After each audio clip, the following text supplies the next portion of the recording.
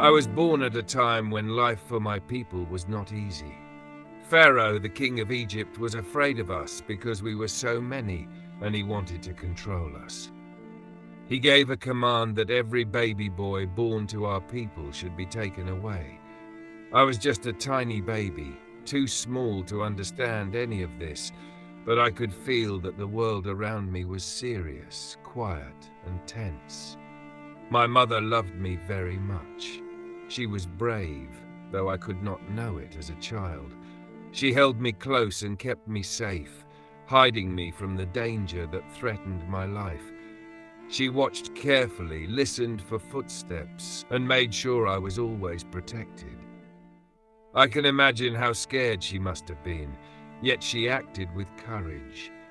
She wanted to give me a chance to live. But danger was all around us, and hiding could only work for so long. My mother had to make a choice that must have been very hard. She placed me in a small basket, carefully made and sealed, and set it on the river among the reeds. I was too little to understand what was happening, but the river carried me gently, slowly, as if it knew I was precious. That basket became my first place of safety, and it floated as quietly as hope itself. I was not completely alone. My sister stayed close, watching from a distance, making sure no harm came to me. She was brave too, even though she was only a child. And then someone came to the river, a young woman, the daughter of Pharaoh. She heard my soft cry and came closer. She saw me in the basket and felt compassion. She did not turn away. She reached for me and took me into her care. Even in the palace, I was not alone from my own people. My mother, the one who had first protected me, was brought to take care of me. She fed me, spoke to me, and held me close. In those moments, I felt safety and love, even though I lived in a world full of danger. I belonged to two worlds at once, the grand palace of Egypt and the lives of my people outside it. As I grew, the palace became familiar. I learned about its stone floors, tall columns, and quiet halls. I had education, clothes, and a name. Moses, a name that means drawn out, because I had been drawn out of danger. Yet even with all this comfort, I could not ignore what I saw around me. I watched my people working hard, bending under heavy burdens, living lives of labor that were not their choice. My heart felt something that words could not yet describe, a mix of sadness and connection. Even in those early years, I discovered that joy can be quiet. It lives in small acts of love and care. It was in my mother's hands, my sister's watchful eyes, the kindness of Pharaoh's daughter. I did not yet know the path my life would take, but I could feel that it was being guided by care and protection. I learned even as a child that life can begin in danger and still hold hope. I felt a quiet happiness in being alive, in being watched over, and in being loved. And even now, when I think back, I remember the river, the basket, the gentle hands, and the small cries. I remember that my life began not with fear alone, but with care, love, and quiet joy. That beginning carried me forward, step by step, toward a life I could not yet imagine.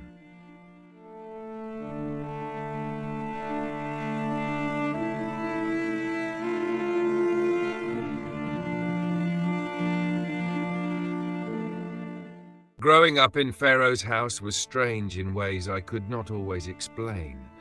On the one hand, I had comfort, learning, and safety that few children could ever imagine. The halls were wide and cool, and the floors were smooth stone that echoed with each step. Teachers and tutors showed me reading, writing, and the ways of Egypt. I wore clothes that were soft and carefully made. I ate foods that were rich and fragrant. I had a name, Moses, a name that reminded me, even as a child, that I had been drawn out of danger. And yet there was a part of me that always felt apart. I was not fully of this palace world. I could see it through the eyes of a guest looking for belonging. The grandeur did not make my heart lighter. It made me notice what was missing. I saw the workers, people who were my people, bending beneath the sun, carrying stones and grain in ways that seemed endless. Their faces were tired, their hands rough, their eyes carrying stories of struggle I did not yet fully understand. Sometimes I would sneak away to the edge of the palace, quietly watching, listening to their soft songs and murmured prayers. I could not speak to them, but I felt connected in ways that were deeper than any comfort or luxury. I would sit for long minutes imagining what it was like to live without walls that protected you, without a family's hands always nearby, without a name given by a king. And still, even then, there was joy. There was joy in seeing life, in hearing voices, in sensing that survival carried meaning beyond safety. Being between two worlds made me feel both privileged and lonely.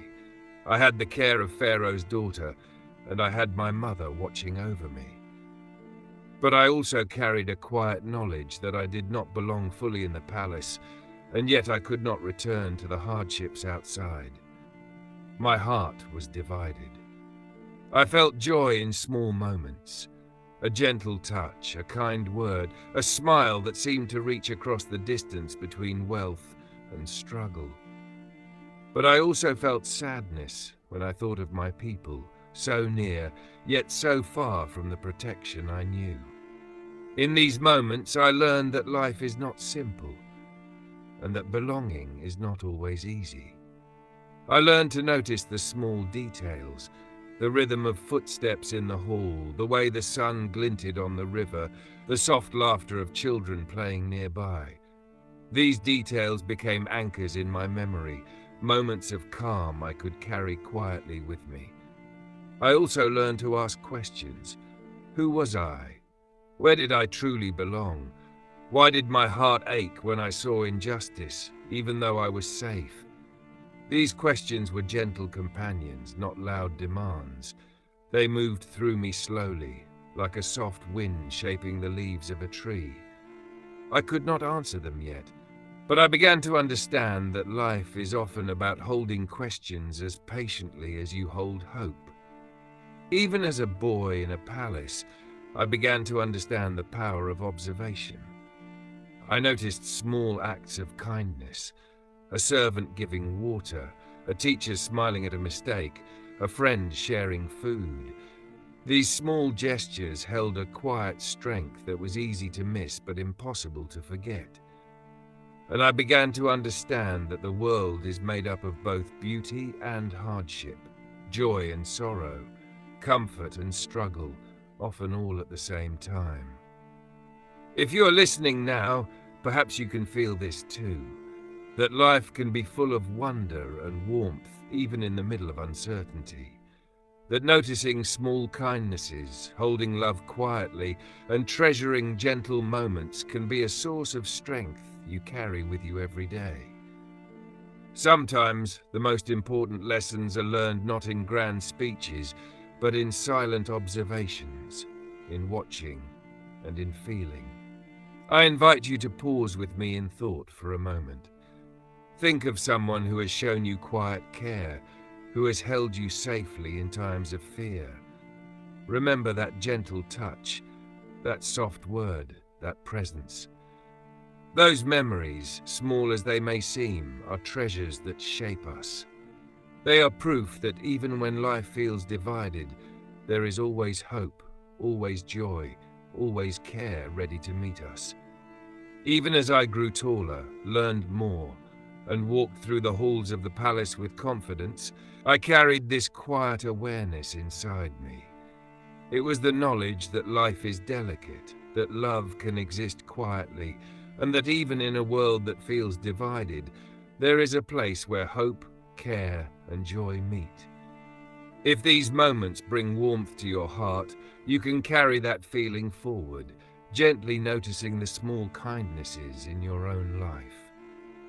Perhaps you can reach out to someone today with a soft word, a small act of care, or simply your presence. These are the things that matter, the moments that create life beyond survival and the memories that linger long after time passes.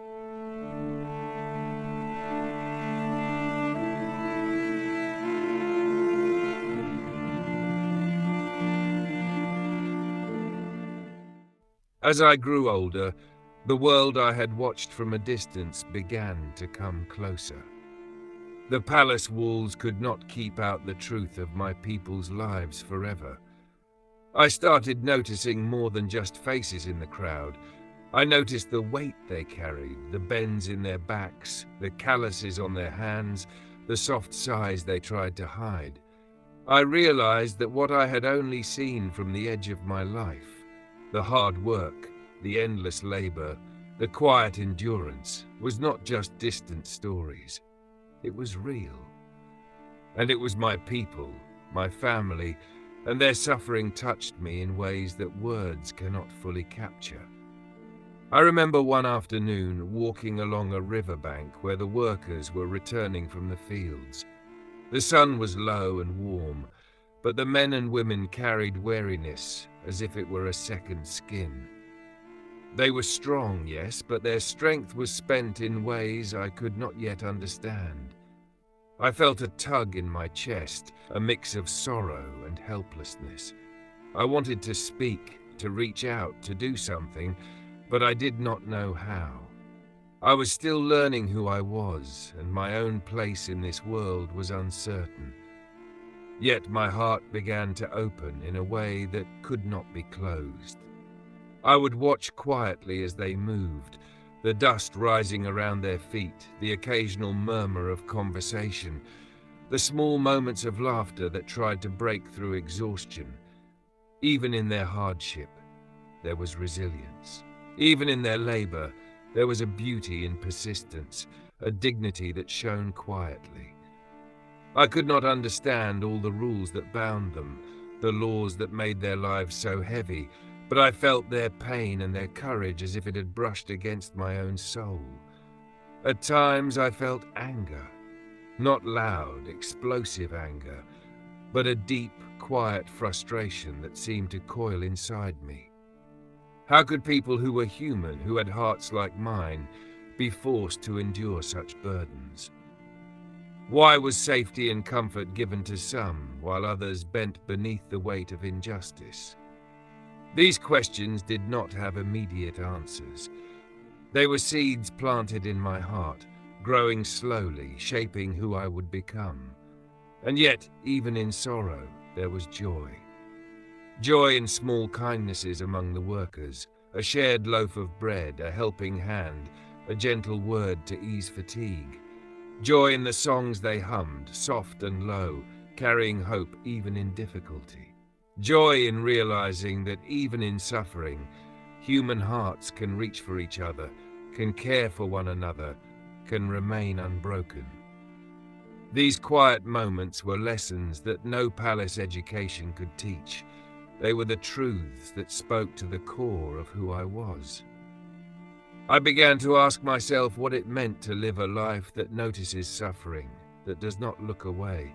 How could I, who had comfort and protection, live without awareness? How could I remain silent when those around me labored under burdens I could not yet lift? These thoughts did not rush me. They grew slowly, as thoughts do when they are nurtured by reflection. I began to understand that my life was intertwined with the lives of my people, that the privileges I had were not simply for comfort, but for preparation. If you are listening now, perhaps you can imagine what it feels like to see someone struggling and feel both sorrow and hope at the same time. To notice injustice without being consumed by it. To recognize that your own life, your own safety, can be used not just for yourself, but in quiet ways that touch others. These are the early stirrings of care that shape us, the moments when our hearts begin to lean outward instead of only inward. I invite you to take a quiet moment and reflect on someone you have seen struggling, perhaps a friend, a family member, or even a stranger. Feel the gentle weight of empathy, the quiet strength of noticing. Sometimes that awareness alone is the first act of care. Sometimes just holding someone in your heart, letting them know they are not invisible, can carry more meaning than words. Even as a young boy in the palace, these experiences shaped me. They taught me patience, attentiveness, and compassion. They taught me to see beyond comfort, beyond privilege, beyond the walls that separate people. And in these lessons, I discovered a deep, quiet joy, the joy of connection, the joy of awareness, and the hope that even small acts of care could ripple outward. These early impressions stayed with me, quietly growing, guiding the way I would one day step forward. Life is rarely simple, and it rarely waits for us to feel ready. But in seeing suffering, in holding empathy, and in treasuring the small joys that exist even in hardship, I began to understand what it means to be human, and what it means to carry care in your heart as steadily as breath.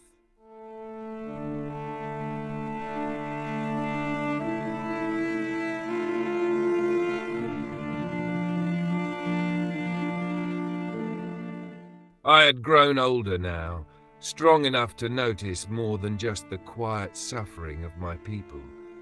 I began to feel the weight of injustice more personally, almost as if it pressed down on my own chest.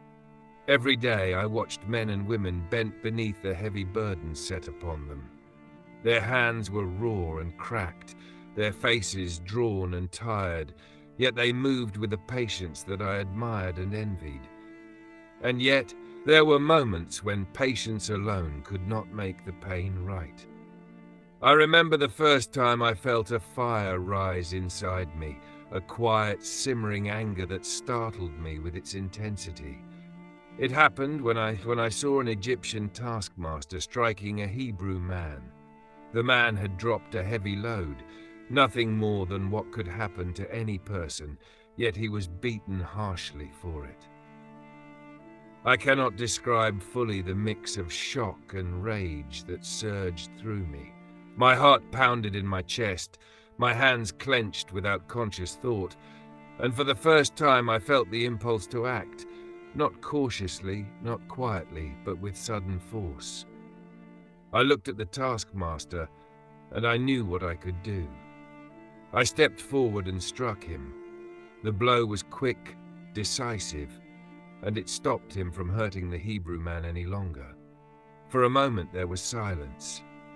Relief, yes, but it was heavy and uncertain. I did not think about the consequences. I did not pause to consider the ripple that one moment of anger could create.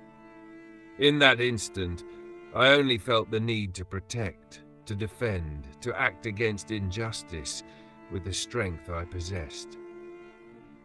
The man I had struck fell silent, and the Hebrew man I had saved looked at me with a mixture of gratitude and fear.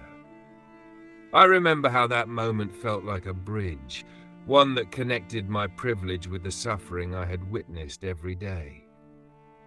It was a bridge built with courage, yes, but also with impulse, and I would soon see that impulse carried consequences I could not yet imagine.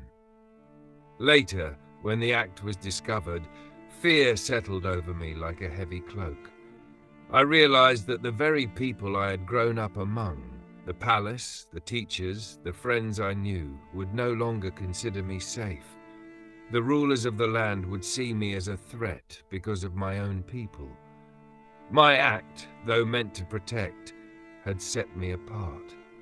Suddenly, the walls that had once sheltered me felt like barriers I could not pass. I understood that my life in Egypt, the life I had known, was no longer mine to live safely. In the quiet that followed, I began to reflect on what had happened. I was angry, yes, but I also felt the first deep understanding of what it meant to stand for something greater than myself. Protection, justice, compassion, these were not always easy to live out, and they were rarely without cost. My heart felt both heavy and alive. I was afraid, yet I was awake to a new reality. The path I had walked so far, cushioned by care and comfort, had ended. Now I faced a life where every step would be shaped by choices, by courage, and by the consequences of my actions. If you are listening now, perhaps you can feel this. Anger is not always wrong. Sometimes it rises quietly in response to injustice, in response to seeing someone suffer. But it is also a force that must be measured and understood.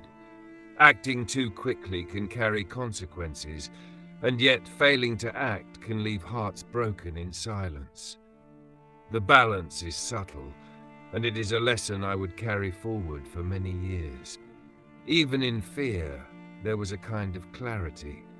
I realized that life is rarely simple, and the moment we try to protect what is right can change everything around us. And yet there is also hope, because even as I fled, leaving the land I knew and the comforts I had enjoyed, I carried with me a sense of purpose, a quiet understanding that I could not stand by while others suffered, and that my life was being shaped slowly for something greater. I invite you to think quietly about moments in your own life when you have felt a surge of anger or protection. How did it move you? Did it guide you toward action or reflection?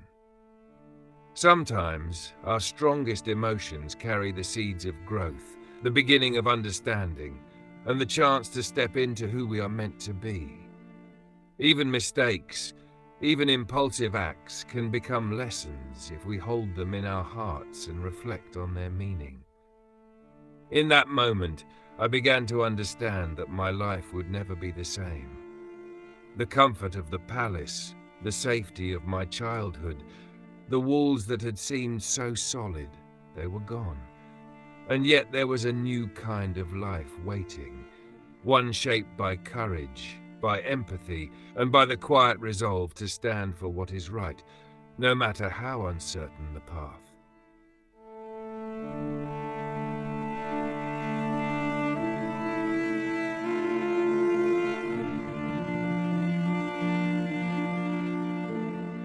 When the truth of what I had done became known, fear settled into my bones. It was not loud or sudden. It was heavy and steady, like a shadow that refused to leave. I understood that Egypt was no longer safe for me. The palace that once sheltered me could now become the place of my end. Pharaoh would not protect me. The land that raised me had turned against me. So I left.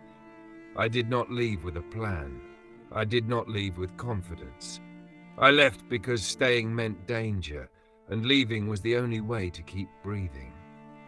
The journey away from Egypt was long and quiet. With every step, the noise of the palace faded. The stone walls, the voices of authority, the ordered routines of my old life slowly disappeared behind me.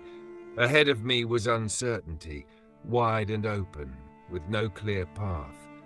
I was alone with my thoughts for the first time in my life, and that silence changed me. In Egypt, my days had been full of people, full of structure, full of expectations. In the wilderness, there was space, too much space at first.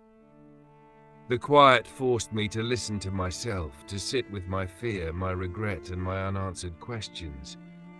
I replayed that moment again and again. I wondered if I had acted too quickly. I wondered if I had ruined everything.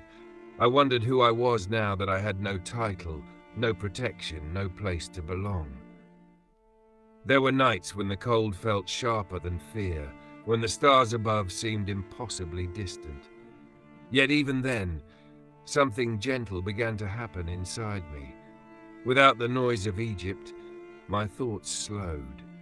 My breathing steadied. I began to notice the rhythm of the land, the patience of the earth, the quiet way life continues even when no one is watching.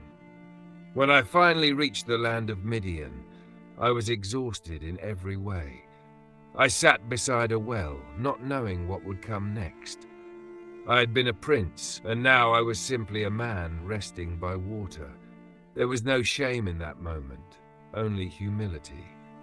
I was learning that life can strip everything away and still leave you standing. At the well, I saw women struggling to draw water, pushed aside by stronger men. Something familiar stirred in me. Not rage this time, but a steady sense of fairness. I helped them, simply because it was right. There was no audience, no reward, just a small act of care in a quiet place. That small moment opened a door I did not expect. I was welcomed into a home, given food, given rest. Eventually I was given work. I married. I settled. I became a shepherd. If you had told me years earlier that I would spend my days walking slowly behind sheep, listening to the wind and watching the ground, I would not have believed you. Yet this life, simple and steady, became a gift. Shepherding taught me patience. Sheep do not rush.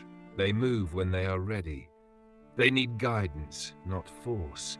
They respond to a calm presence more than a loud command. Day after day, the land reshaped me. The man who had once acted in anger learned restraint. The man who had known privilege learned simplicity. The man who had spoken little learned how to listen. There was joy here too. Quiet joy. Joy in routine. Joy in watching the sun rise and set without urgency. Joy in knowing where I would sleep each night.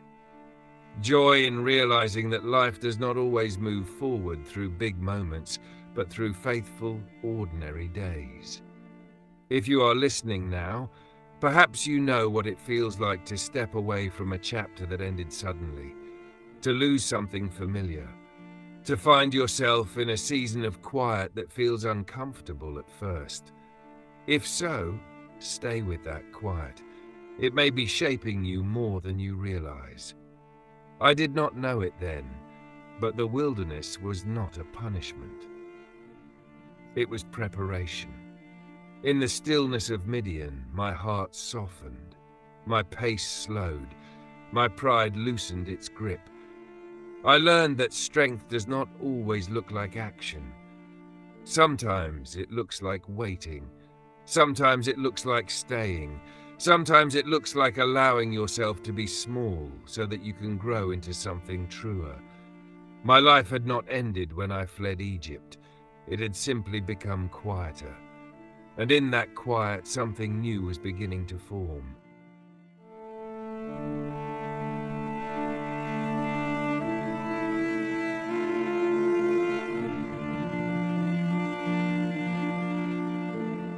In Midian, my days began to take on a new shape. They were no longer filled with sudden danger or hidden fear. They were shaped by slow mornings, open land, and long walks beneath a wide sky. I had become a shepherd, responsible for animals that moved at their own pace and required steady care. At first, this life felt small to me. I had once walked through halls of power, once known decisions that echoed through stone rooms. Now my world was dust, grass, and the sound of hooves on dry ground. Yet there was peace here. Sheep do not rush. They do not respond to shouting or force. They respond to calm presence, to patience, to a steady hand that guides rather than pushes. Slowly, without realizing it at first, I began to change. My steps slowed.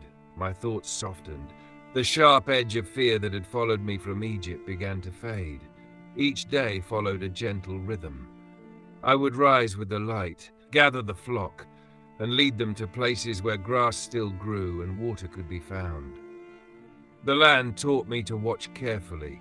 A shepherd must notice small changes, a limp in a leg, a sheep wandering too far, a shift in the weather. I learned that care is not loud. It is attentive. It is faithful. It is patient. There were long hours of silence, and in that silence my heart learned to rest. I was no longer proving anything. I was no longer hiding. I was simply living, step by step, breath by breath. The wilderness became familiar. The hills and valleys began to feel like companions rather than obstacles. I learned the paths that led to safety and the places that required caution. Joy found me here, not in celebration, but in steadiness. There was joy in knowing the land. Joy in returning home each evening tired but satisfied. Joy in realizing that life did not need to be impressive to be meaningful. I thought often about my past. Egypt felt far away now, like a story told by someone else. The anger, the fear, the hurried decisions, all seemed softened by time and distance. I began to understand that my earlier strength had been incomplete. I had acted quickly, but I had not yet learned wisdom. Here, among the sheep, wisdom grew quietly. If you're listening now, perhaps you know this kind of season. A season where life feels slower than you expected, where progress seems quiet and unnoticed, where days blend together in routine. There is value here. Growth does not always announce itself. Sometimes it happens so gently that you only see it when you look back. As a shepherd, I learned responsibility without control. I could guide, but I could not force. I could protect, but I could not eliminate every danger. This taught me humility. It taught me to trust that steady care given day after day could sustain life. There were moments when I wondered if this was all my life would be. I had accepted that possibility. I had found contentment in it. There was a quiet happiness in knowing my place, in being needed, in being present. I had a family now. I had work. I had peace. And peace, I learned, is not emptiness. It is fullness without noise. The wilderness shaped my voice too. I spoke less. I listened more. When I did speak, my words were simpler, slower, and more thoughtful. The land does not hurry its lessons. It waits until you are ready to receive them. There were evenings when I would sit alone, watching the sky change colors as the sun set behind the hills. In those moments, I felt a deep sense of gratitude. My life had been spared. My path had been redirected. I was no longer running. I was standing, rooted in a place I had not chosen, yet had grown to love. If these quiet reflections bring calm to you, you are welcome to stay with them. Let them settle gently. Life does not need to be loud to be important. Sometimes the most meaningful changes happen when no one is watching. I did not know then that this season of quiet was preparing me for something far greater than tending sheep. I only knew that my heart was becoming steadier, my spirit more patient, my steps more grounded. The wilderness was shaping me, not through force, but through time. And so I stayed. I walked, I watched, I waited. And in that waiting, without urgency or fear, my life continued to unfold.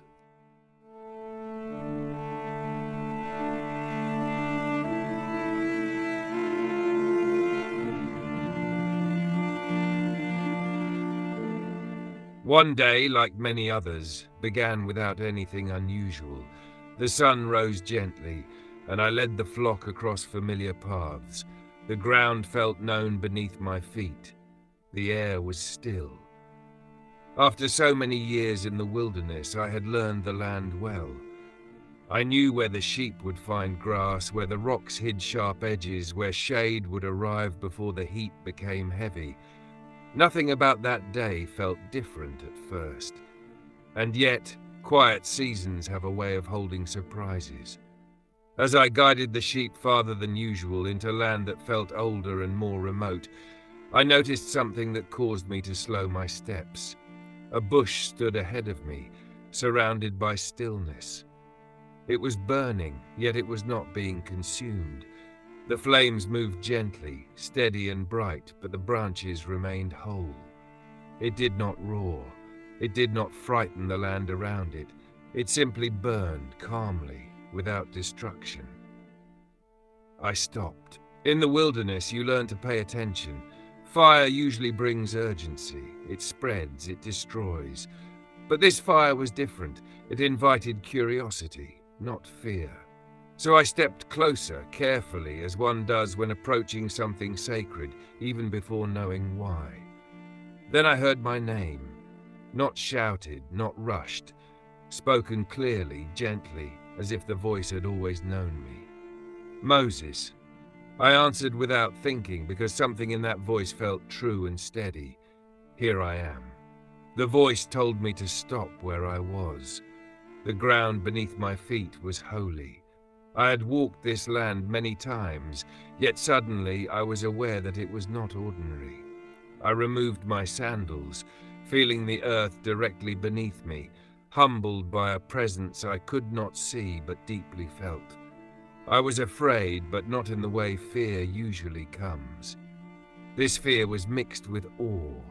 It was the awareness that I was standing before something far greater than myself, something pure and intentional.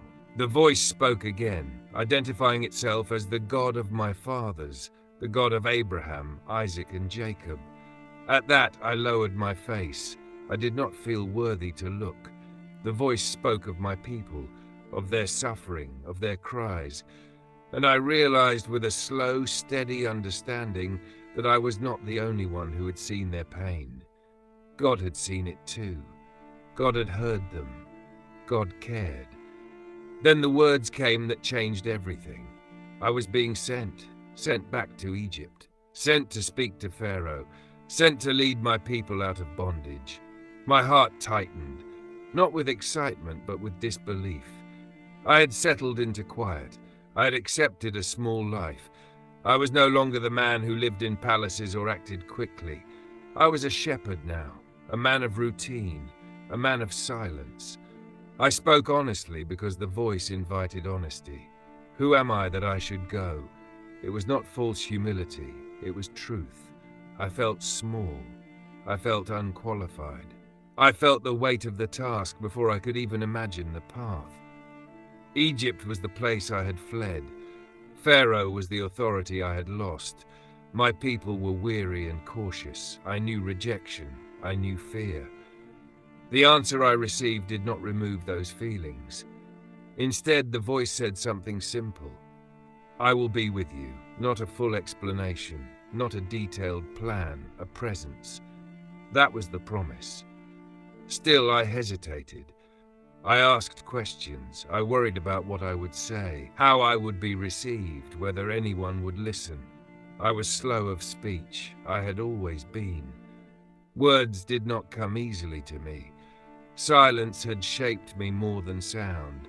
The voice did not rush me. It did not shame me.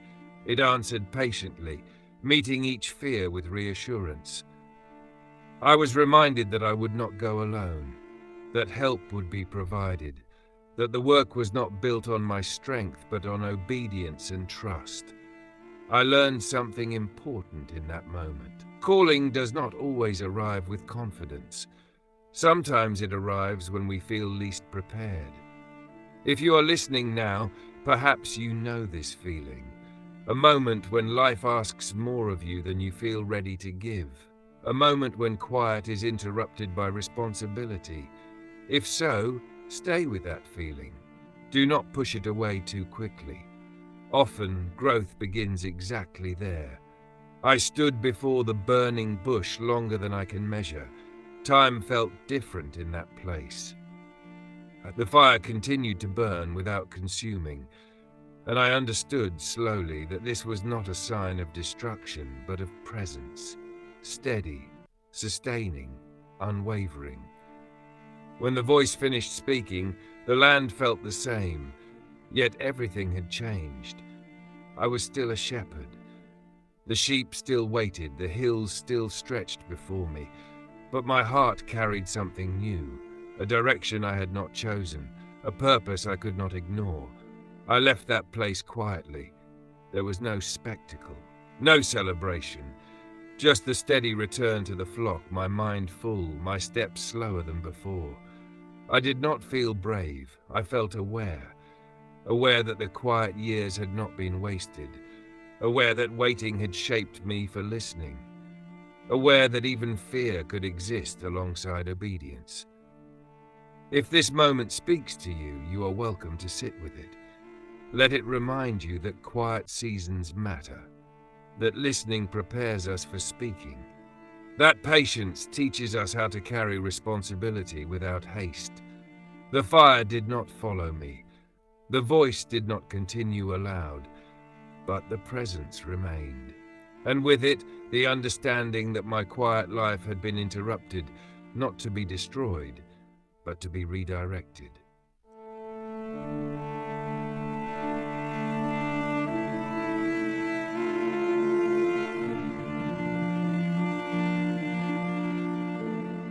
After I left that place, the land looked the same, but I was not the same. The sheep still moved slowly, the hills still rose and fell as they always had, the sky still stretched wide and patient above me. Yet inside, my thoughts were heavy and restless. The quiet that once felt comforting now carried questions that would not leave me alone. I had heard a voice. I had been given a calling, and I did not feel ready. Doubt came gently at first. It did not shout or accuse. It simply sat with me, asking questions I did not know how to answer. How could I return to Egypt? How could I stand before Pharaoh? How could I speak for a people who might not trust me? How could someone like me lead anyone at all? I knew my weaknesses well. I had lived with them for years. I was not quick with words. My speech often came slowly, unevenly. When I tried to explain myself, my thoughts sometimes tangled before they reached my tongue. Silence had always been easier for me than speaking. Listening had become my strength, not commanding. So I spoke honestly to God, not with confidence, but with truth. I told him I was not enough, not strong enough, not brave enough, not clear enough with words. I expected correction. I expected disappointment. But what I received was patience. The voice did not argue with my weakness. It did not pretend my fear was not real. Instead, it reminded me of something I was still learning to understand. This calling was not resting on my ability alone. I was not being asked to succeed by my own strength. I was being asked to trust. I was given a simple sign, a staff in my hand, something ordinary, something I already carried. I learned then that God often works through what we already have, not what we wish we were. The staff did not look powerful. It was a tool for walking, for guiding sheep, for steadying tired steps. And yet, it became a reminder that even simple things can carry purpose when placed in faithful hands. Still, my heart hesitated. I worried about how people would see me. I worried about rejection. I worried about failing publicly. Fear has a way of showing us many futures at once, most of them heavy. I imagined standing before Pharaoh and finding no words. I imagined my people looking at me with doubt in their eyes. I imagined returning to Egypt only to be turned away again. If you are listening now, perhaps you know this feeling. The feeling of being called to something meaningful, yet feeling deeply unprepared. The feeling of wanting to say yes, while every part of you whispers reasons to say no. If so, you are not alone. Doubt does not always mean you are on the wrong path. Sometimes, it means you understand the weight of what matters. God did not rush me. He did not force me forward. He met each concern with assurance. When I worried about speaking, I was reminded that I would not be alone. Help would come. Support would stand beside me. I did not need to be perfect. I needed to be willing. That lesson settled slowly in my heart. Obedience, I learned, is not always confident. Sometimes it is trembling. Sometimes it is quiet. Sometimes it is taken one step at a time. I agreed to go, not because my fear disappeared, but because I trusted the presence that had spoken to me. I trusted that the same care that had carried me as a baby in a basket could carry me again, even now. That thought brought a small but steady peace. There was joy in that realization. Not loud joy, not celebration, but a gentle warmth. The joy of knowing that weakness does not disqualify us. The joy of knowing that being chosen does not mean being fearless. The joy of understanding that God's patience is deeper than our hesitation. As I prepared to leave Midian, I looked once more at the land that had shaped me. The years of shepherding had not been wasted. They had taught me patience, attentiveness, and humility. They had taught me how to walk slowly, how to care without force, how to lead without shouting. These lessons would matter more than I knew. If this part of my story brings comfort to you, you are welcome to sit with it. Let it remind you that growth does not always feel strong while it is happening. Sometimes it feels uncertain. Sometimes it feels like standing at the edge of something new, unsure of your footing. Even then, you are not alone. I did not leave Midian feeling ready. I left feeling called. And sometimes that is enough. My steps toward Egypt were careful. My heart was steady but humble. My trust was quiet but real. I carried my staff, I carried my doubts, and I carried a growing understanding that obedience does not demand perfection, only faithfulness. With that, I began the journey back toward the place I had once fled, not as the man I had been, but as someone shaped by silence, patience, and a promise that I would not walk alone.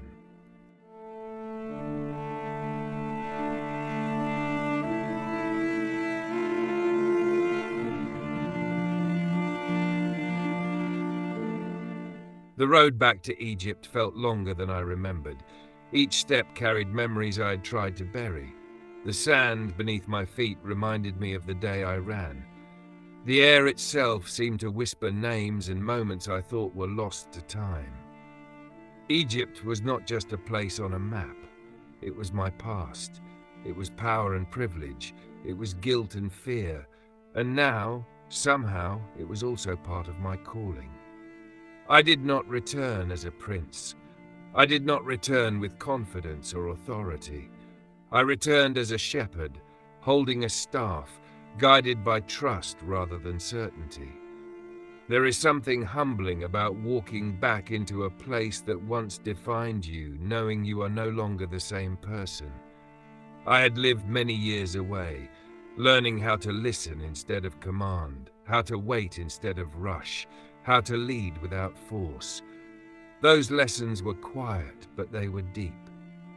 Along the way, I was reminded that this journey was not only about confronting Pharaoh, it was also about confronting myself. The man who fled Egypt was driven by anger and fear.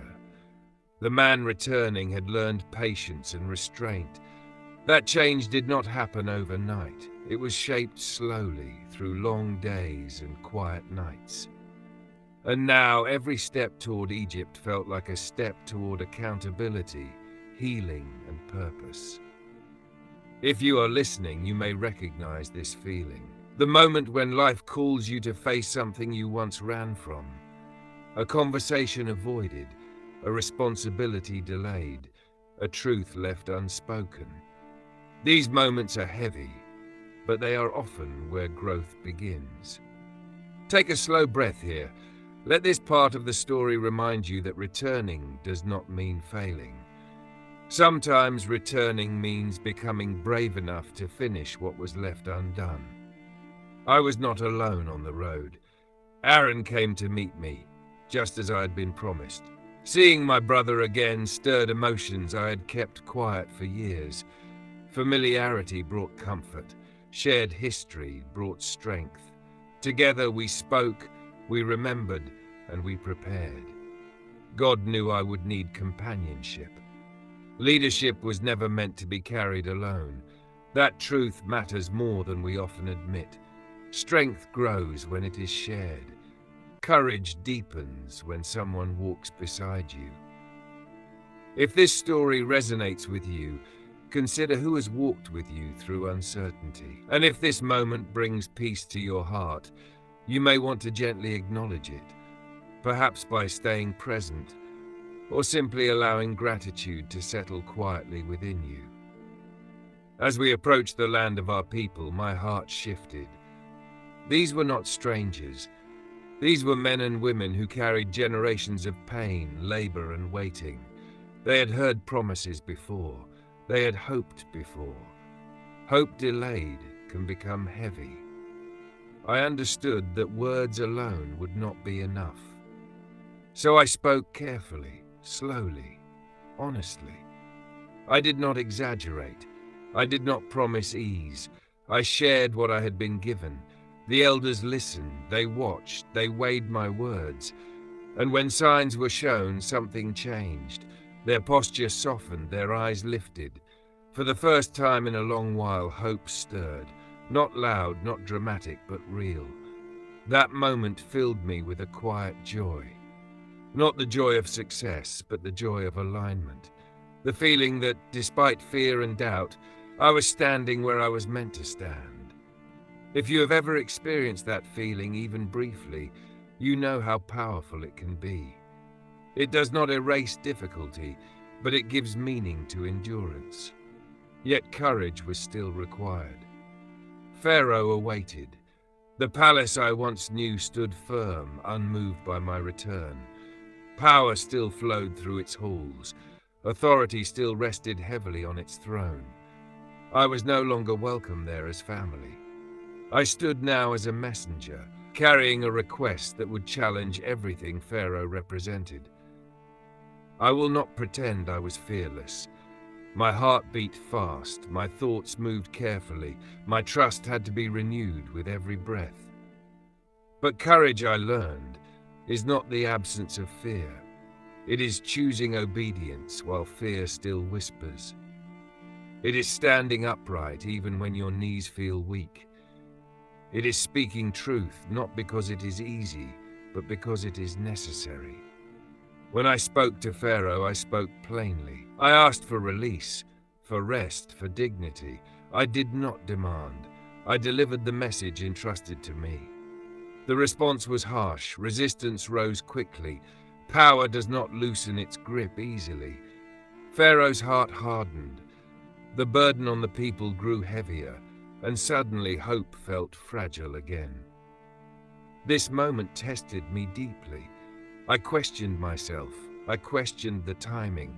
I questioned whether my obedience had caused more harm than good. If you have ever stepped forward in faith only to see things grow harder, you are not weak for questioning.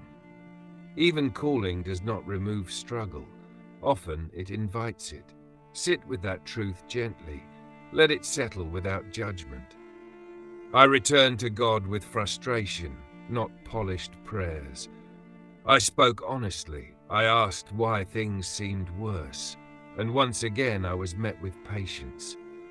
I was reminded that freedom is not always immediate, that transformation often begins with resistance, that promises unfold in layers, not all at once. This understanding did not erase the struggle, but it anchored my heart. If this story brings comfort to you, you may want to stay with it. Let it remind you that standing for what is right does not always bring instant relief. Sometimes it brings opposition first, and even then your steps matter. I stood between Pharaoh and my people, not as a hero, but as a servant. A servant learning moment by moment how to trust a path that was still unfolding. The journey had truly begun. And though the road ahead would be long, one thing was clear. I was no longer running, I was standing. And sometimes that is the bravest thing a person can do.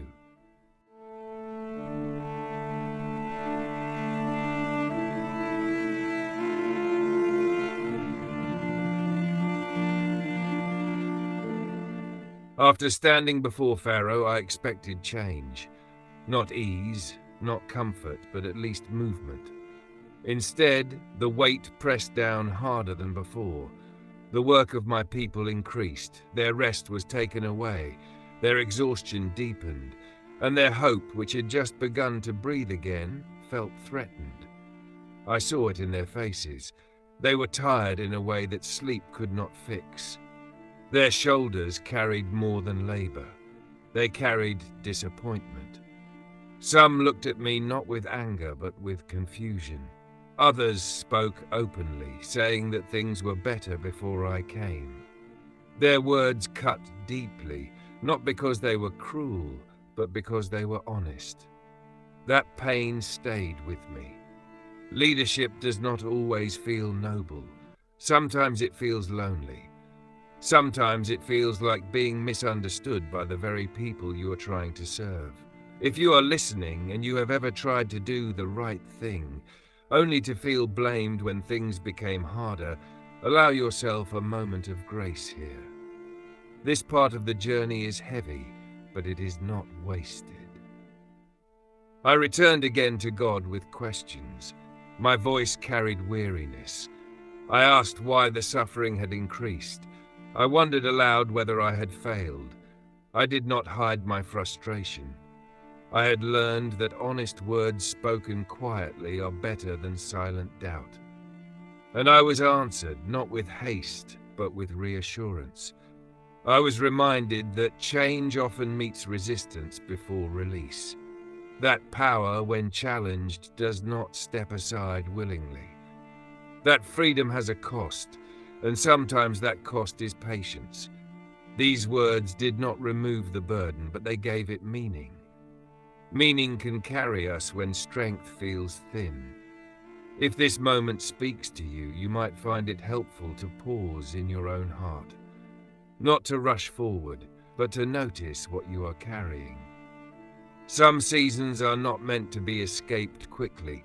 Some are meant to shape us slowly. Staying present with that truth can be its own quiet act of courage. The signs that followed were not meant to inspire fear. They were not punishments spoken in anger. They were messages. Each one was measured. Each one was clear. They revealed that control does not belong to human power alone. Still, Pharaoh's heart remained firm. I watched as resistance grew, not because the message was unclear, but because pride can be louder than truth. This was difficult to witness. I had once lived among this power. I had known its comfort. Now I saw its limits. There is a lesson here that unfolds gently. True strength does not come from holding tighter. It comes from knowing when to release.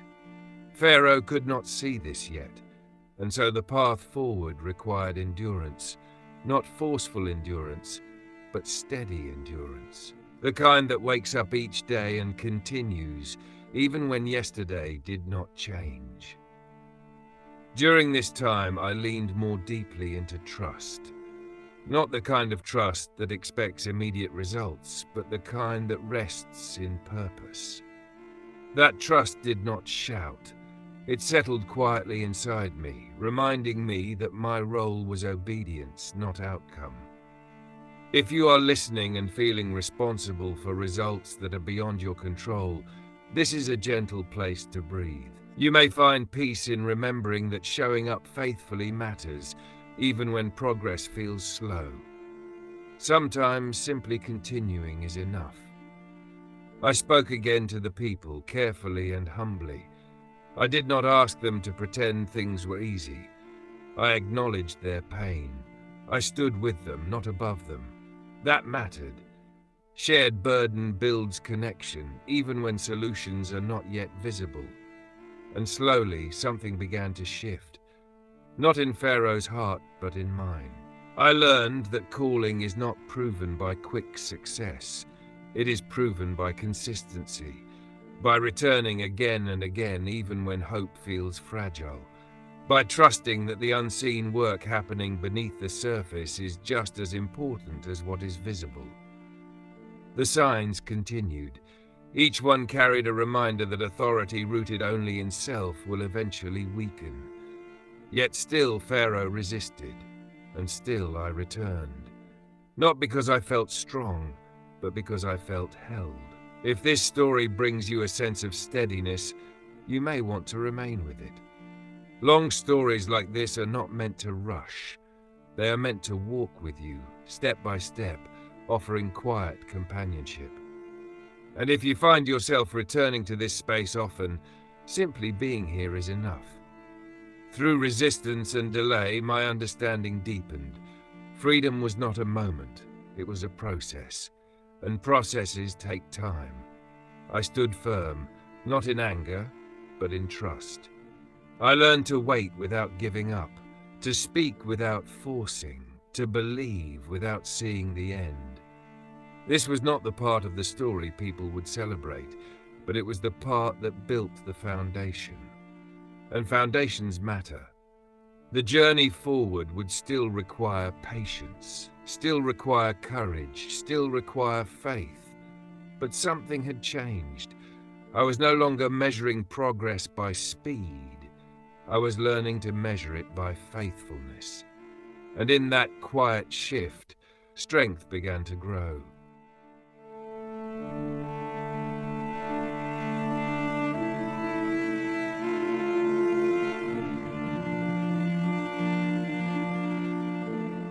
There came a time when the air itself felt different, not heavy in fear but quiet in a way that asked for attention. The signs that had come before had spoken clearly, yet resistance remained. Pharaoh still held tightly to his power, and my people waited, tired and uncertain, wondering how much longer the night would last. I felt the weight of that waiting deeply. This moment was not rushed. It was prepared for with care. Instructions were given slowly, clearly, so no one would be confused. Each household was invited to take part, not in panic, but in trust. A simple meal, a shared moment, a sign placed with intention. It was not about spectacle, it was about obedience and remembrance. Families gathered in their homes. Parents spoke softly to their children. Elders explained what was happening in words that could be understood. There was seriousness, yes, but also togetherness. The kind of togetherness that strengthens the heart. If you are listening now, you may want to imagine that scene. Lamps glowing gently, voices low, people close together, not knowing exactly what tomorrow would bring, but choosing to trust through the night. There is comfort in that image. Let it rest with you for a moment. That night passed slowly. I did not sleep much. I listened. I waited. I prayed quietly, not with many words, but with awareness. When the moment came, it was not loud celebration that filled the air. It was grief from the palace, a deep sorrow that could not be ignored. Pharaoh's resistance broke. The power that had stood so firm finally gave way, and the message came, urgent and clear. We were to leave, immediately, no delay, no argument. The long waiting had reached its turning point. What followed was not chaos, but movement. People gathered their belongings. They helped one another. Neighbors spoke quickly but kindly. There was urgency, yes, but also unity. We did not leave as individuals, we left as a people. That detail matters. Freedom is rarely a solo journey. It is shared. It moves through families, through generations, through memory. And in that movement, joy begins to rise. Not loud joy, not careless joy, but the kind that feels like relief in the chest, like breathing more deeply after a long time of holding still. If this part of the story touches you, you might allow yourself to notice your breath right now. Sometimes release begins with something as simple as breathing again. As we stepped out, I looked back once more at the land that had shaped me in so many ways. Egypt had given me language, learning, and shelter. It had also shown me injustice and suffering. Leaving was not simple. It was layered with emotion. Gratitude and grief walked side by side, but forward was the only direction left. The night gave way to morning, and with the light came something we had not felt in generations. Possibility. The road ahead was unknown, but our feet were moving. Our hearts were waking up. The sea still waited ahead. Challenges still remained. But something had shifted forever. The people were no longer just surviving, they were becoming free. If you find yourself returning to this story or staying with it longer than expected, that is okay. Some moments are meant to be sat with. And if listening brings a sense of peace, you are welcome to remain here, allowing the story to unfold gently without hurry. This night marked the end of one life and the beginning of another. Not perfect, not easy, but real. And sometimes that is enough to begin again.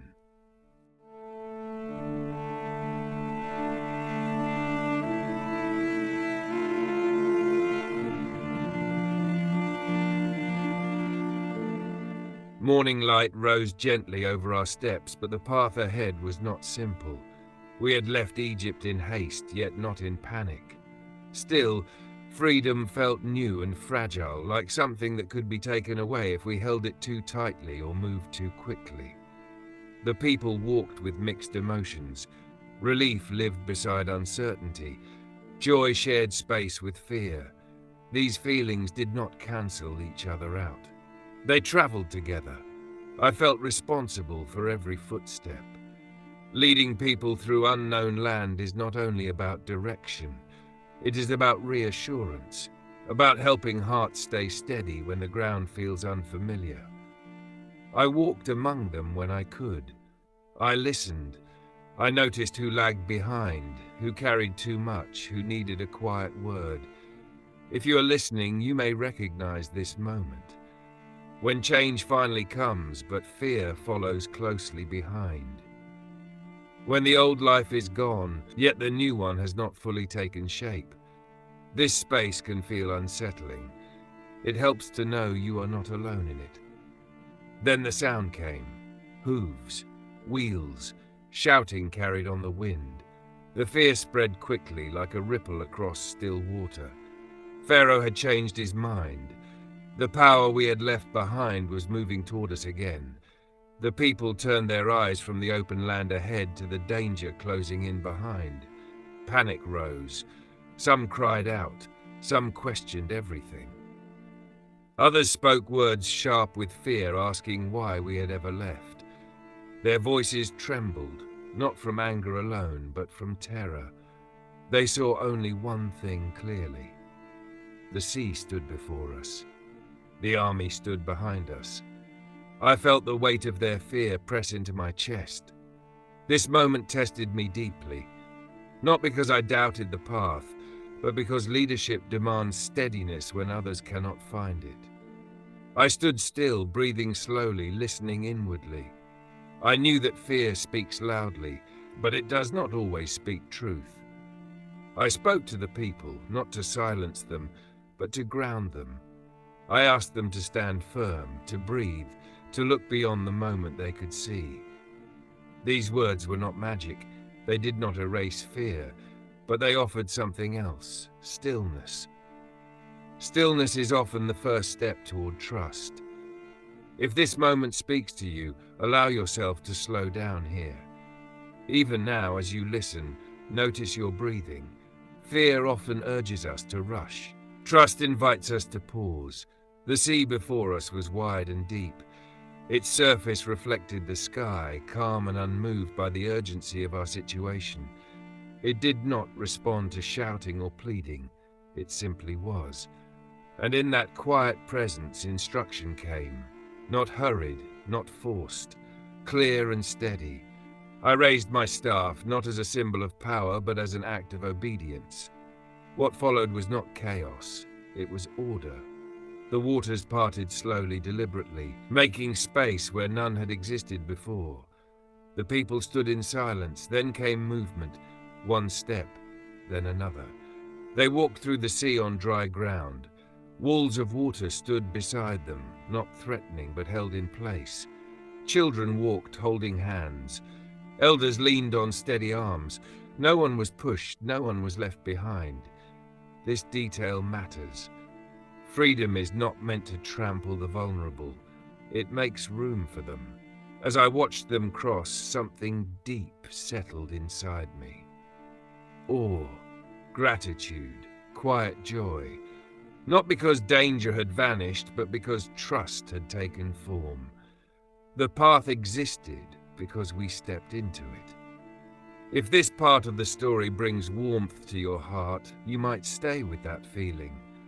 Some moments are meant to be remembered, not rushed past, and if listening here helps you feel grounded, you are welcome to remain as long as you need. When the people reached the other side, the waters returned.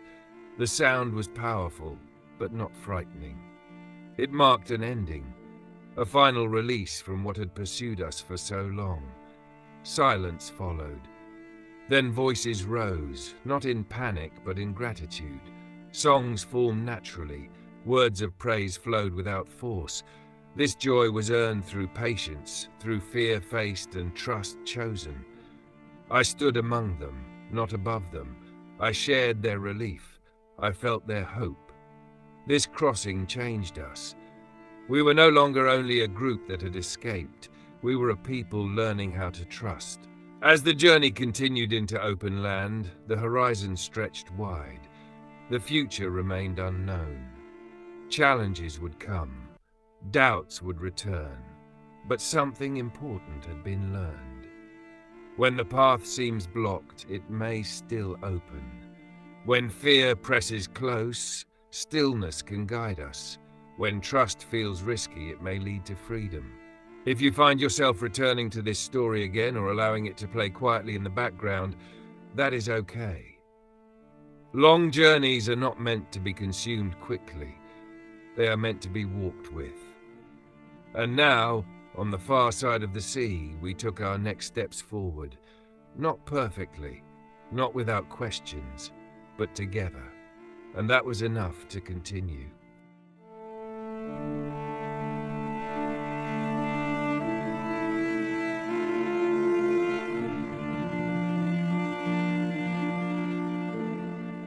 After the sea closed behind us, the land opened wide in front of us. There were no walls now, no chains, no guards shouting orders. There was only open space, stretching farther than the eye could see. At first, that freedom felt light. People walked with energy they had not known before. Voices carried easily across the camp. Children laughed more freely. Songs still lingered in the air from the crossing. For a moment it felt as though joy alone could carry us forward. But the wilderness has a way of slowing joy into something deeper. Days passed. The land offered little. The sun rose and set with steady faithfulness, but food became scarce. Water was not always easy to find. The excitement of leaving Egypt slowly gave way to the reality of daily needs. Hunger has a voice. Thirst speaks clearly. The people began to murmur, not because they were ungrateful, but because their bodies were tired and afraid. They remembered the certainty of meals in Egypt, even if those meals were eaten under oppression. Memory can soften hardship when the present feels uncertain. I listened to them. Their words were not always gentle, but they were honest. They asked why freedom had led them into such difficulty. Some wondered aloud if they had made a mistake by trusting this journey at all. I felt the weight of their questions. If you are listening and have ever stepped into something new, only to miss what was familiar, even if it was not good for you, this moment may feel close to home. Change often reveals how deeply comfort is tied to certainty. Sit with that truth gently. There is no shame in it. I brought their concerns before God, not with polished language, but with sincerity. I asked for provision, not excess, just enough. And provision came. In the morning, something unfamiliar lay on the ground, light and delicate. It appeared with the dew and rested quietly, waiting to be noticed. The people looked at it with curiosity, asking one another what it was. It was simple, unassuming, and enough. We gathered it daily, not more than needed, not stored for later, just what was required for that day. This taught us something important.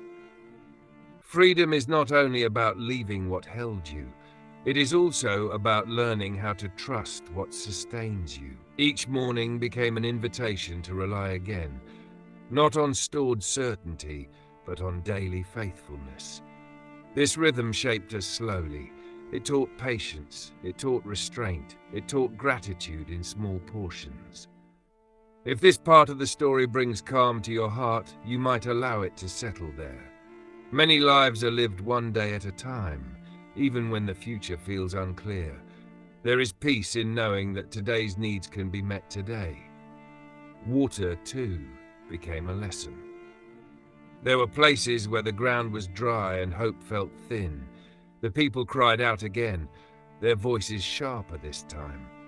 Fear has a way of returning when needs feel urgent. I felt the familiar pressure rise, but I had learned something since Egypt. I paused. I listened. I waited. Instruction came, steady and clear, and water flowed where it had not flowed before, not because we forced it, but because provision was made. These moments did not remove all doubt, but they built memory, memory of care, memory of response, memory of being seen. The wilderness was shaping us, not quickly, not dramatically, but faithfully. As we traveled, I watched people change. The same ones who once panicked at the sound of pursuit now learned to pause before reacting. The same ones who doubted daily provision began to rise early, trusting that morning would bring what it always had. Joy began to look different. It was no longer loud celebration. It was steady reassurance, a calm knowing that today would be held. If you find yourself drawn to this rhythm, you are welcome to stay with it. Stories like this are not meant to rush. They are meant to walk beside you, offering steadiness where life feels uncertain. And if listening brings you comfort, returning again is not a weakness. It is a form of rest. Leadership in the wilderness taught me humility. I could not solve everything. I could not control outcomes. I could only listen, respond, and trust. That was enough. As days turned into weeks and weeks into longer seasons, we learned that freedom requires learning. It asks us to let go of old patterns, to trust new ones, to accept that growth often happens quietly, in repetition, in ordinary days. The wilderness was not empty. It was full of lessons, full of care, full of unseen shaping. We were no longer defined by what we had escaped. We were being formed by how we lived. And in that formation, something gentle took root, a deeper joy, not based on ease, but on presence, not based on certainty, but on trust. As we continued forward step by step, the land remained open before us. The journey was far from finished, but we were learning how to walk it, one day at a time. And sometimes that is exactly how lasting peace begins.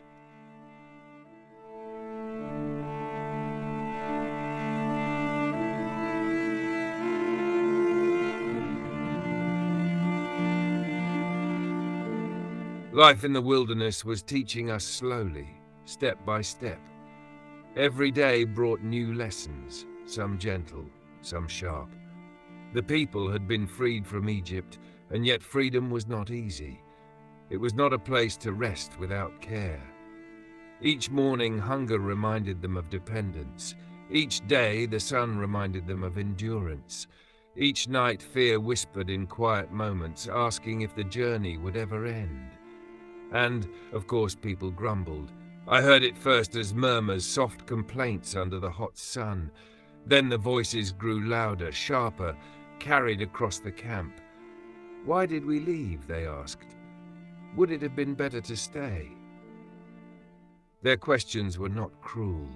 They were born of exhaustion, of uncertainty, of longing for what was familiar. I understood. I had walked that same path in my heart. I knew what it felt like to question whether freedom was worth the difficulty. If you are listening now, perhaps you know that feeling.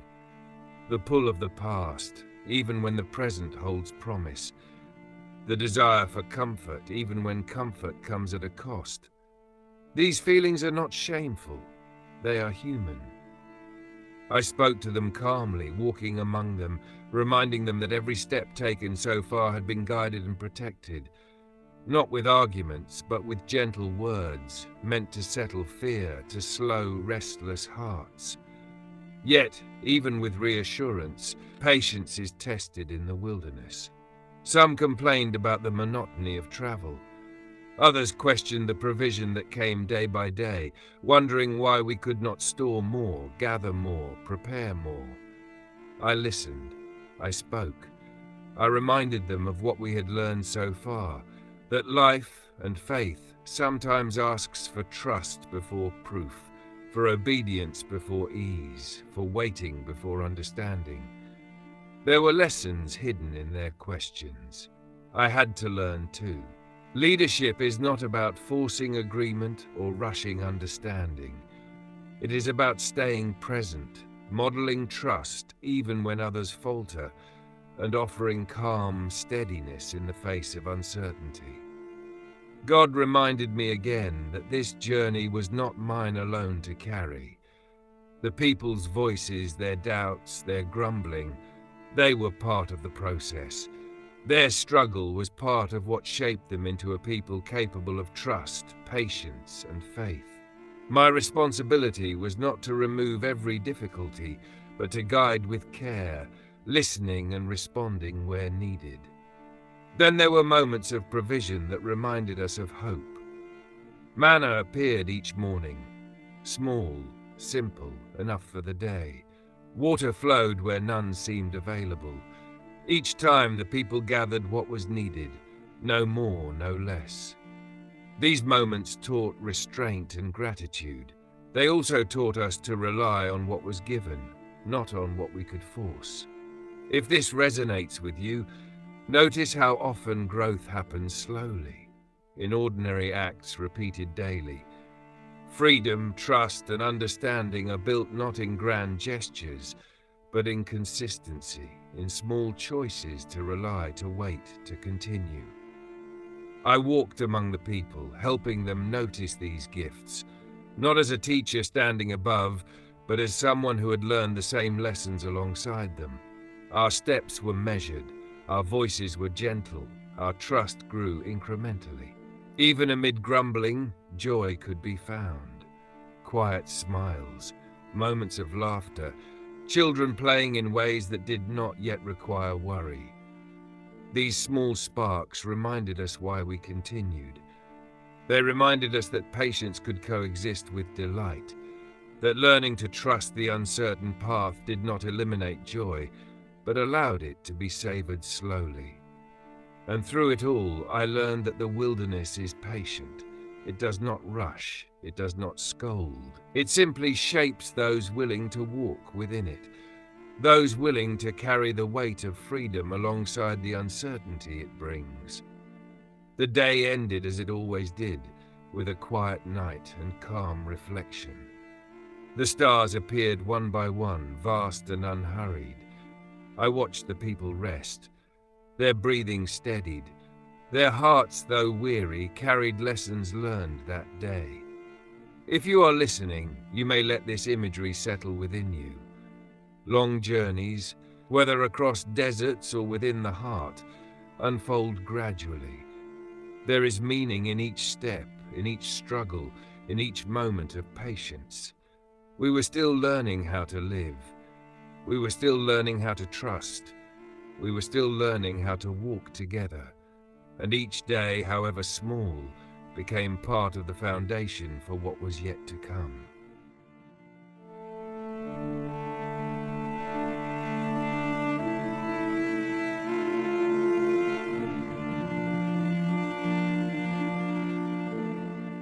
The days in the wilderness stretched long, and the weight of uncertainty grew heavier with each passing morning. The people had begun to ask more openly, more urgently. "What shall we eat?" they demanded. "Will there be water tomorrow? Where will we find bread?" Their voices carried the exhaustion of weeks, the fatigue of bodies and hearts stretched thin. I could feel it too. My own strength was measured not only in guiding the people, but in keeping my own heart steady. In those moments, I learned the depth of human need, not just for food or water, but for reassurance, for certainty, for a tangible sign that we were still cared for. Freedom had brought them away from chains, yes, but it had also brought them face to face with the reality of life, unprotected by the systems they once knew. They had to learn to trust provision that came daily, unseen, yet faithful. Then it came, the manna. Small, soft flakes, delicate and sustaining, appearing on the ground each morning. We gathered it together, each taking only what was needed. It was not abundant in a way that allowed hoarding, nor was it harsh or meager. It was exactly enough for the day. Some questioned it, unsure at first if such a thing could sustain them. Others were awed, quietly rejoicing in the miracle. Children marveled at its taste. Elders nodded with understanding, knowing that the care was deliberate and daily. The manna taught a lesson that words alone could not, that life is often given day by day, that abundance is measured not by accumulation but by sufficiency, that faith and obedience are intertwined. I reminded the people gently each morning as they gathered the manna that each portion was a gift meant to be used wisely, and that reliance on provision was also a practice of trust. Water, too, appeared in moments that felt impossible. Bitter streams were made sweet. Dry places became sources of life. Each miracle was calm, quiet and steady, never dramatic, never chaotic. It was as if the wilderness itself had become a teacher, showing us the rhythm of dependence, the balance between effort and trust, and the peace that comes from seeing care provided exactly when it is needed. If you are listening now, take a moment to reflect on your own daily manna. Perhaps it is not bread or water, but a quiet gift, a small kindness, a steady presence that sustains you. Notice how such things, though seemingly ordinary, carry the power to hold hearts steady. The people learned slowly. Some days, their complaints returned. Old habits of doubt crept in, reminding me that trust is often fragile and must be nurtured continuously. I did not scold. I did not shame.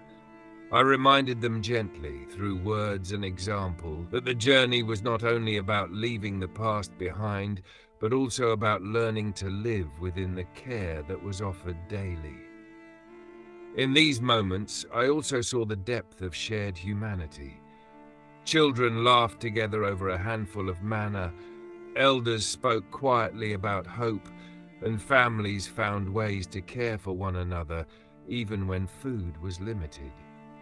Community grew alongside dependence, and together we began to understand that freedom was not just an escape from Egypt, it was a practice of life, trust, and relationship. There was joy in this daily rhythm, subtle but steady. Not loud celebration, but a warm certainty that we were not alone. That guidance existed even when it could not be seen.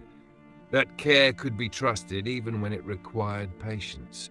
And so the days continued, measured not by grand milestones, but by small, consistent acts of provision, trust, and shared care.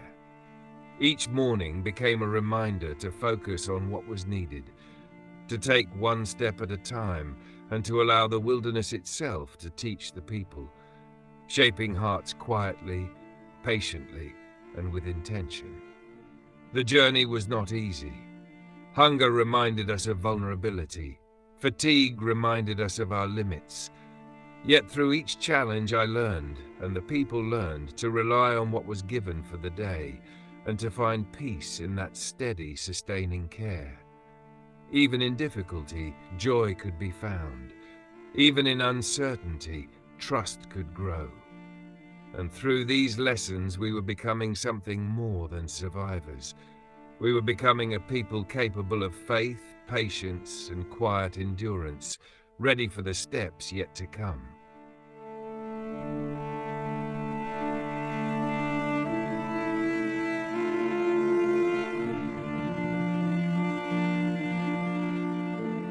The wilderness tested us in ways I had not expected.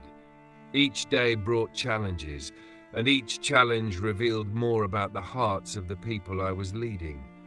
Their voices rose often, sharp with frustration, heavy with fear. "Why did you bring us here?" they asked. "Would it have been better to stay in Egypt? At least there we had bread and water."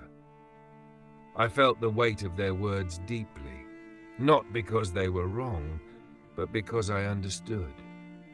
I, too, had once longed for the simplicity of past life, even when it was painful.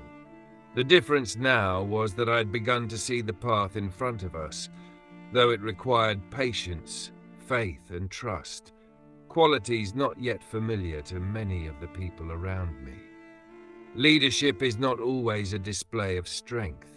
It is often quiet endurance. It is speaking gently when others cry loudly. It is walking beside people when their fear clouds their vision. I realized that I could not simply command obedience. I had to guide hearts, and that takes time. It takes presence. We were camped near a dry place where the earth cracked beneath the sun, and the people's patience had cracked along with it. Hunger gnawed at their bellies. Fatigue weighed heavily on their limbs. Fear clung to their voices. And in that moment, the murmurs became complaints that echoed across the camp. I paused. I listened. I reminded myself that anger or impatience would not calm the hearts of those around me. My own frustration could easily add fuel to the fire. Instead, I prayed quietly, seeking steady guidance, seeking the clarity to act with compassion and wisdom. The response came, not in words, but in action. Water appeared from a rock, flowing sweet and sustaining. It was not dramatic, not overwhelming. It simply was. Enough for each person, enough for each family, enough for every need at that moment. The people were astonished, not just by the water, but by the fact that it came when they could no longer provide it themselves. They were reminded that trust is built day by day, step by step, even when fear whispers loudly. If you are listening, consider what this moment teaches. Sometimes provision does not arrive in grand gestures. Sometimes it is quiet, measured enough. And learning to accept it requires patience, faith, and calm endurance. Even with the miracle of water, complaints did not vanish completely. It is human to struggle with uncertainty. It is human to yearn for what was known, even if that place was painful. I reminded myself that guidance is not about erasing human weakness. It is about meeting it gently, guiding it toward trust. I spoke to the people again, carefully, humbly, patiently. I reminded them of the ways we had been sustained so far. I reminded them that the journey was unfolding as it should, that each step had a purpose, and that their trust was as important as their obedience. Slowly, the murmurs softened, eyes lifted, shoulders straightened. Though fatigue and hunger remained, a quiet steadiness began to settle over the camp. The people were learning, however imperfectly, to rely on what was given each day. They were learning patience. They were learning trust. They were learning that leadership is not about giving answers immediately, but about walking together through uncertainty. There is joy even in this. It is not loud, not celebrated with songs. It is the joy of steadiness, the warmth of trust slowly taking root, the quiet knowing that each challenge shapes hearts for the journey ahead. I walked among the people, observing, listening, offering gentle words of guidance. I learned that patience is contagious. Calmness can spread quietly when modeled by someone who has chosen it deliberately.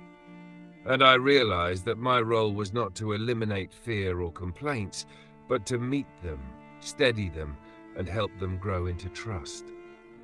This was a lesson I would carry long after this moment. Leadership is measured not by victories, but by the quiet cultivation of endurance, faith, and trust. It is shaped in the ordinary days, not only the extraordinary moments. As night fell, the people rested, the murmurs faded, stars filled the sky above. And in that quiet I understood again that each step forward, each patient act, each calm word spoken in response to fear and doubt was building something lasting. We were learning to walk together. We were learning to rely on care beyond ourselves. We were learning to trust even when the path seemed unclear. And in that learning we began to grow stronger. Not just in body, but in spirit, preparing for what lay ahead.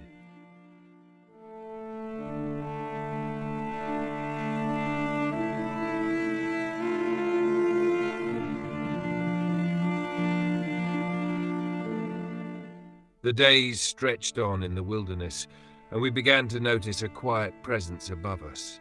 By day, a cloud appeared in the sky, gentle and steady, moving slowly over the camp. By night, a pillar of light rested nearby, soft yet firm, illuminating the darkness without harshness. It was a reminder, constant and unspoken, that we were not walking alone. The people noticed it too. Some were comforted. Some questioned its meaning. Children pointed and laughed. Elders nodded with reverence. And I realized that guidance can come quietly, without commands, without pressure, yet still lead with perfect clarity. I began to teach the people to observe the cloud, to notice its movements, to understand that it was a signal of direction and care. When it moved, we followed.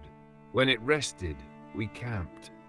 The rhythm was simple, yet it demanded attention, patience, and trust. Following it was not always easy. There were moments when the path it indicated seemed unclear. Rocky ground, long stretches without water, unfamiliar terrain. Fear sometimes whispered, asking why we could not go another way. Some people wanted to move faster, to reach destinations of their own imagining. Others feared moving at all, afraid of leaving the comfort of what was known. I learned that guidance is most effective when hearts are willing to observe and trust. I spoke gently to the people, reminding them to look, to wait, to notice the signs before acting. I encouraged patience, pointing out how the cloud did not rush, yet never failed to lead us where we needed to be. If you're listening now, perhaps you can imagine following a steady, gentle sign, something that asks for trust even when the destination is not visible.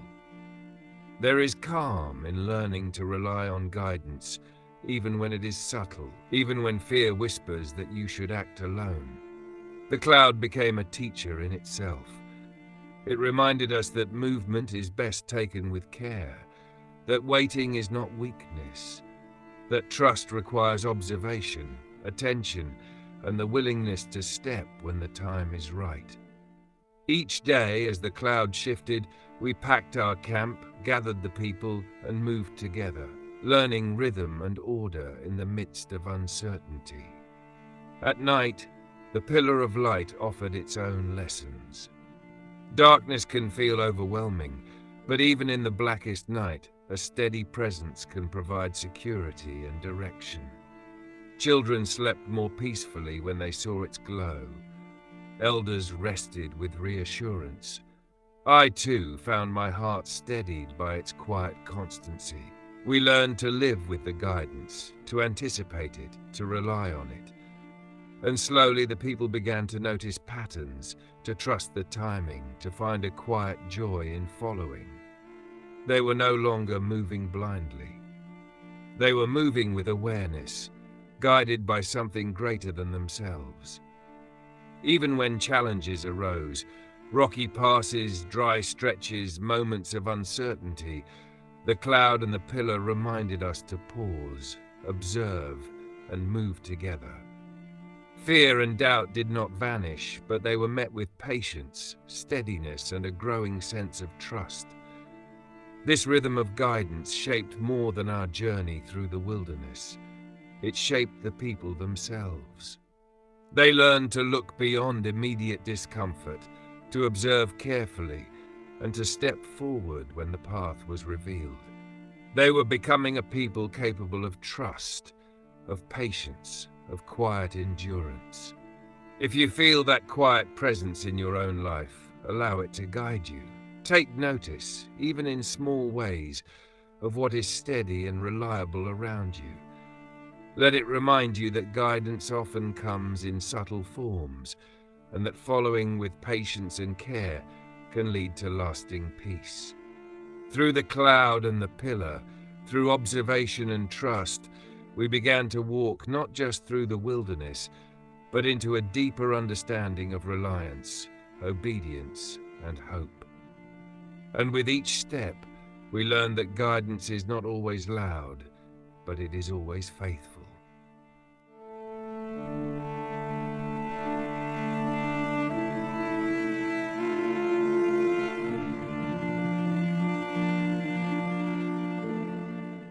Even with the cloud above guiding us, the wilderness tested more than our endurance. It tested our hearts. I began to notice that discontent, which had seemed to settle in occasional murmurs, was growing louder in some voices. The people struggled not only with hunger, thirst, and fatigue, but with doubt about whether the path before them was truly good. Fear has a way of magnifying discomfort and twisting it into rebellion. One day, the murmurs became accusations. They questioned my decisions. They questioned the journey. Some even spoke against the Lord, though quietly at first and then more openly. The words cut deep, not because of their harshness, but because they reflected a deeper truth. Human hearts often struggle to trust in the unseen, even when they have witnessed miracles firsthand. I felt the burden of their unrest weigh heavily on me. I could not ignore it. I could not scold without compassion. I had to intercede. I had to stand between the people and the consequences of their own impatience and fear.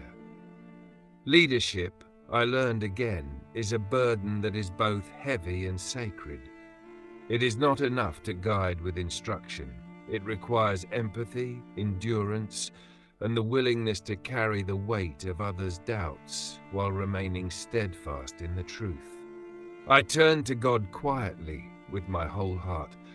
I did not ask for punishment to be withheld as a favor. I asked for mercy, for understanding, for the chance to help the people see the path they could not yet understand themselves. I carried their fears before God as if they were my own, because in many ways they were. Their future, their safety, their hearts were in my hands. And I was reminded gently that intercession is not passive. It is an active, patient, loving act. Sometimes it requires pleading. Sometimes it requires silence. Sometimes it requires standing firm in hope even when those around you falter. I returned to the people with words meant to calm, to redirect, and to teach.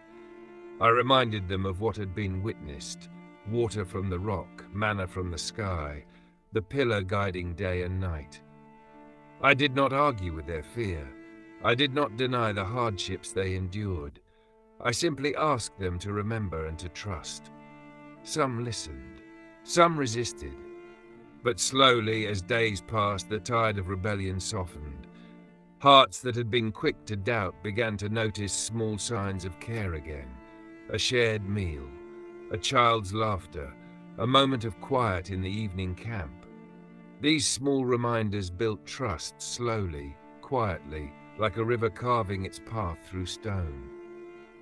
If you are listening, you may notice that this is often how growth works in life. Change, faith, trust, they are rarely born in moments of certainty. They are forged in endurance, in listening, in interceding, in the quiet care offered even when others cannot see the whole path. I learned that the burden of intercession is not light. It can be lonely, it can be exhausting, but it is also sacred. Each act of patience, each moment of gentle correction, each prayer spoken quietly on behalf of others contributes to shaping a people capable of trust, obedience, and faith. Even amid rebellion, there was joy. Not loud, not triumphant, but steady. A quiet confidence that the path we were on was true. That the journey, though difficult, was not aimless. That each challenge, each complaint, each moment of doubt was shaping hearts and minds in ways not immediately visible. Through this, I learned a lesson I would carry for the rest of my days. Leadership is as much about bearing others' burdens as it is about guiding steps. Trust is nurtured not by force, but by endurance, patience, and quiet intercession. And so, the people continued to move forward, sometimes reluctantly, sometimes with renewed hope, always under the watchful presence of the cloud, learning slowly what it means to follow, to trust, and to carry one another with care. Even in rebellion, even in doubt, the wilderness continued to teach, shaping us gently, yet firmly, into a people capable of walking steadily toward what lay ahead.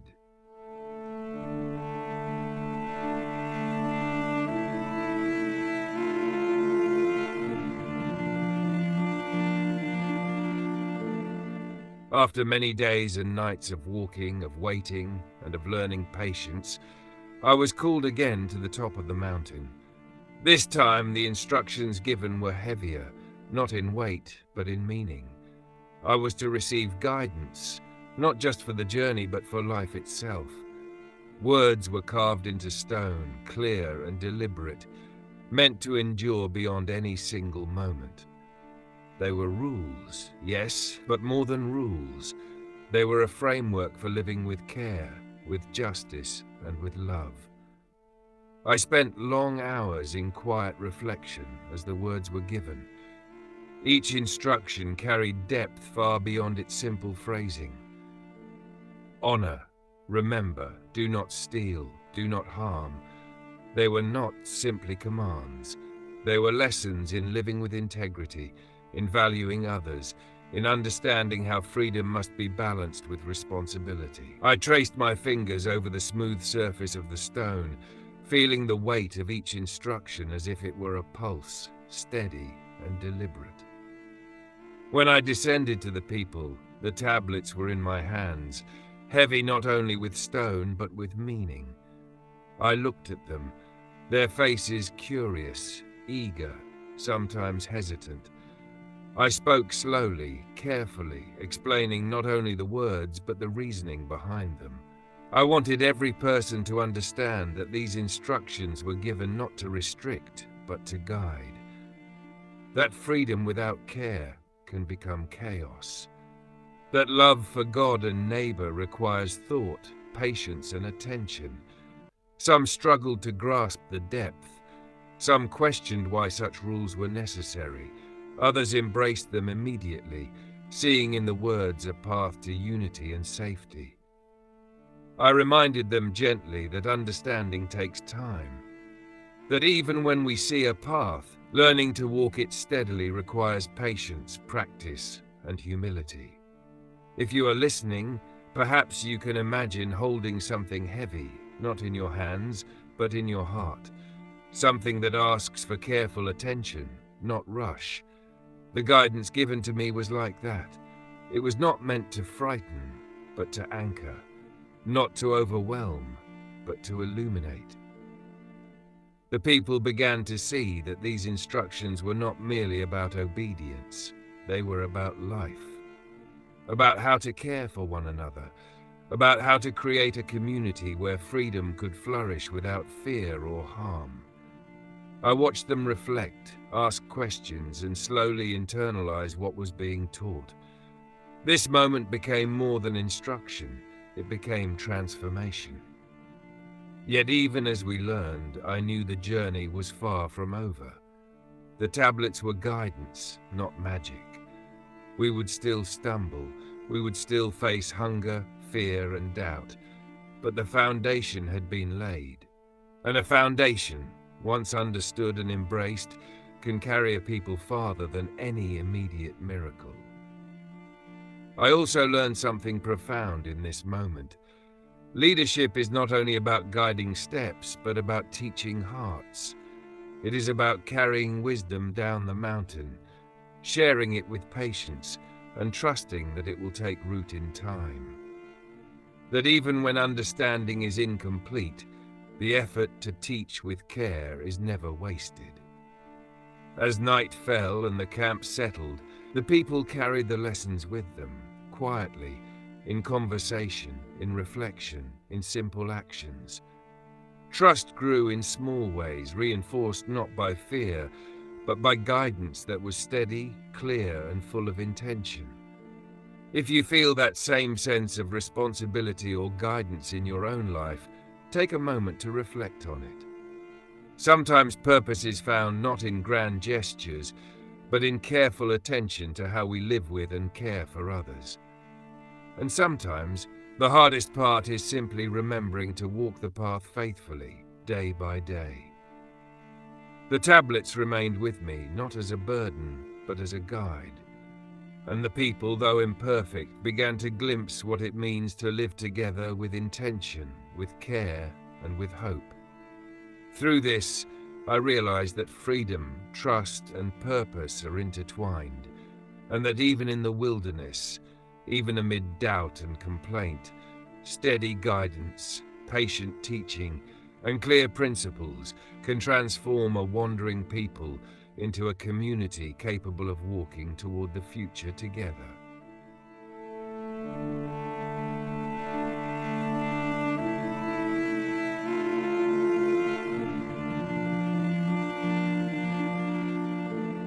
I descended the mountain carrying the tablets, each one etched with the words that had been given so carefully. My heart was full, knowing the importance of what I held. I expected understanding, reverence, and care. Instead, I saw chaos.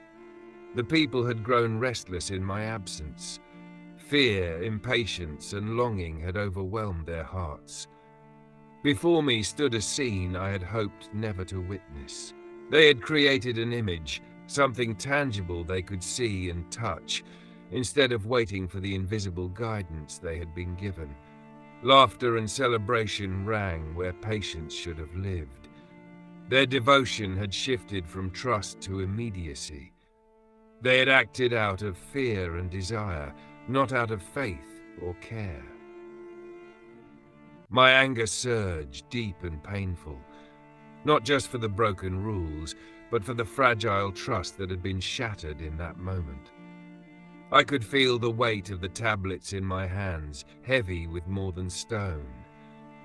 They carried the responsibility of correction, the burden of teaching, and the sorrow of seeing human hearts falter. If you are listening, perhaps you know what it is to watch something precious mishandled, to feel disappointment not just at actions but at the choices born of fear and impatience. That pain is real, yet it can teach as much as joy. In that moment I acted, not rashly but with finality. The tablets fell, breaking into pieces. It was a gesture that carried all my anger, sorrow, and disappointment. But in breaking them, I also learned something profound. Perfection is never the starting point for transformation. Mistakes, rebellion, and failure can reveal paths to growth if met with care and truth. I returned to the mountain again, seeking new guidance. This time I asked not only for instructions for the people, but for myself. I needed wisdom to teach them forgiveness, patience, and renewal. I learned that leadership requires resilience, not only in guiding others, but in repairing the trust that is broken when human hearts stumble. When I descended the mountain again with new tablets, the words were the same, yet they carried fresh meaning. They were not only rules, but symbols of mercy, renewal, and the opportunity to begin again. I spoke to the people, not with anger now, but with a gentle authority. I reminded them that mistakes are part of learning, that trust can be rebuilt, that guidance, once understood, can illuminate even after disobedience. Forgiveness became a quiet teaching in that moment. It was not forced, it was not shouted, it was offered patiently, allowing hearts to absorb it slowly. I watched as relief mixed with humility across their faces. Some tears came, quiet and unspoken, as understanding began to take root.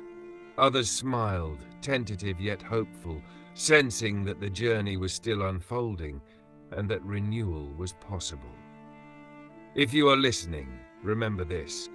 When mistakes are made, when trust falters, the opportunity for forgiveness can transform both the heart that errs and the heart that leads. Patience, guidance, and mercy create space for growth that anger alone cannot build. From that moment, the people began to walk with new awareness. They were still human, still imperfect, still prone to doubt, but a subtle shift had occurred. They began to understand that the journey was as much about learning to trust and forgive as it was about reaching a destination. I too carried the lesson. Leadership is not only measured by victories or obedience, it is measured by the ability to guide gently, to restore trust, and to offer renewal when failure has shadowed hope. And in that renewal, we found quiet joy, not loud or boastful, but steady. The joy of understanding that even after failure, the path forward remains open, shaped by care, patience, and the willingness to begin again. The wilderness continued to teach, but now with a new depth. We were learning not only how to follow, but how to forgive, how to restore, and how to live together with hearts shaped by patience and grace. Even in brokenness, there is room for hope. Even in failure, there is a chance to rise. And even in anger, mercy can guide the way.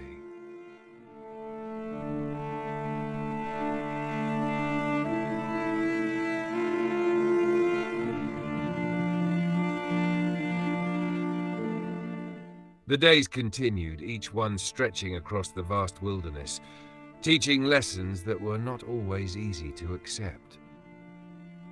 Even after the renewal of the tablets, even after the reminder of mercy and guidance, the people still struggled. Their bodies grew weary, their hearts sometimes heavy with doubt, and their voices at times rose in complaint. Hunger returned, thirst returned, uncertainty returned. It seemed the wilderness itself had a rhythm of testing, a way of uncovering not only what we could endure, but who we were becoming together. I walked among them as the complaints grew louder. Some spoke of food and water. Some spoke of the difficulty of the journey. Others questioned the wisdom of continuing at all. And I understood. I understood their fatigue, their fear, their longing for certainty. Even with miracles witnessed, human hearts can forget quickly and cling to what is known, even when it is harmful. In these moments, I remembered that leadership is not about perfection. It is about patience. It is about carrying the concerns of others, not dismissing them, not punishing them, but holding them carefully and gently, guiding them forward. The provision we had known, the manna, the water, the quiet guidance of the cloud, continued to teach lessons. Each day, the people learned to gather only what was needed, to rely on what was given, and to share with those around them. Small acts of generosity emerged. Families helped one another. Strangers offered what little they had. Community, fragile and imperfect, began to take shape in the midst of hardship. If you're listening, notice this truth. Even amid frustration and complaint, even when hope feels distant, community can grow. Small acts of care, patience, and sharing shape bonds stronger than fear or scarcity. The wilderness was teaching that no one can walk the path alone. Even the strongest leader cannot carry all burdens. Growth comes through dependence, through care, and through shared endurance. I reminded the people gently of what had sustained us so far.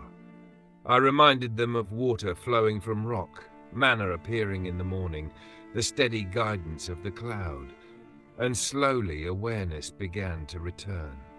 Their voices softened, patience returned, at least in part, and the camp began to feel like a community once more, a place where struggle could be met together rather than individually. Yet the tests did not end. New challenges arose, small but significant. Disagreements over who would lead certain tasks, arguments over provisions, impatience with the slow pace of travel. Each conflict became a chance to practice the lessons we had learned, to listen, to forgive, to respond with care rather than anger, to guide with patience rather than frustration. In these moments, I realized something profound. The wilderness does not merely test endurance or faith. It tests the heart of the community. It reveals how well we can live together, not just as individuals seeking survival, but as people learning to sustain one another. I spoke to the people, not with force, not with scolding, but with careful words meant to settle hearts and restore focus. Look at what has been given, I would say. See how you have been cared for. Remember that each day is a gift, and each act of sharing strengthens us all. And slowly the murmurs softened, laughter returned, children played. The elderly nodded in quiet approval as families helped each other. Even amid hunger and thirst, there was joy. A quiet, steady joy rooted not in abundance, but in trust, in patience, and in community. If you are listening, consider the small ways you can nurture patience, trust, and care in your own community. Even when challenges arise, even when fear or frustration grows, gentle attention, kindness, and consistent care shape a foundation that can endure. The wilderness remained vast and challenging. The path forward was not easy. Yet as the people learned to support one another, to share burdens, and to trust the care provided for each day, I began to see something remarkable. We were becoming more than wanderers. We were becoming a community capable of resilience, of patience, and of steady joy, even in the midst of uncertainty. And in that learning there was hope. A quiet hope that grows slowly, steadily, and deeply. The kind of hope that can carry a people through deserts, storms, and the unknown.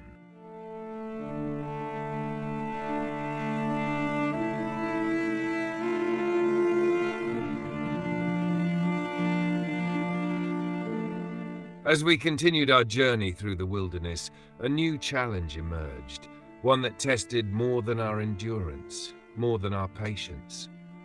I was asked to send spies into the land ahead, to see the cities, the fields, and the people who lived there. I chose 12 leaders among the tribes and watched as they departed, each carrying hope and fear in equal measure. The people waited, restless and anxious. They had begun to trust the rhythm of daily provision, the cloud and the pillar. Yet uncertainty about what lay ahead stirred old doubts. I reminded them gently to trust in what they had already witnessed, to rely on the guidance they had been given, and to remain patient. When the spies returned, their reports carried a mixture of truth and fear. The land was indeed rich and fertile, flowing with promise. But they spoke also of strong cities, powerful people, and obstacles that seemed insurmountable. They described giants in the land, walls too high to climb and forces too strong to resist. Their fear spread quickly, infecting hearts that had begun to learn trust. The people murmured, and then they shouted. Their hope faltered. They questioned whether leaving Egypt had been wise. They wondered if the path we followed was too steep, too dangerous. And I felt again the familiar weight of responsibility, the burden of carrying both guidance and the faltering courage of those who depended on me. I spoke to them, trying to steady their hearts. "Do not be afraid," I said. "Remember the ways you have been sustained. Remember the miracles you have seen. The land may seem daunting, but it is not beyond care and guidance.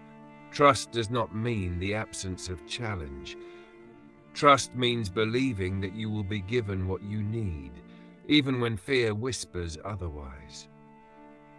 Some listened, some did not. Fear has a way of drowning out even the clearest words. It spreads quickly, turning doubt into resistance. The camp was restless, the murmurs turning into arguments, and the joy we had begun to find in the wilderness grew dim. If you are listening, perhaps you have known this feeling.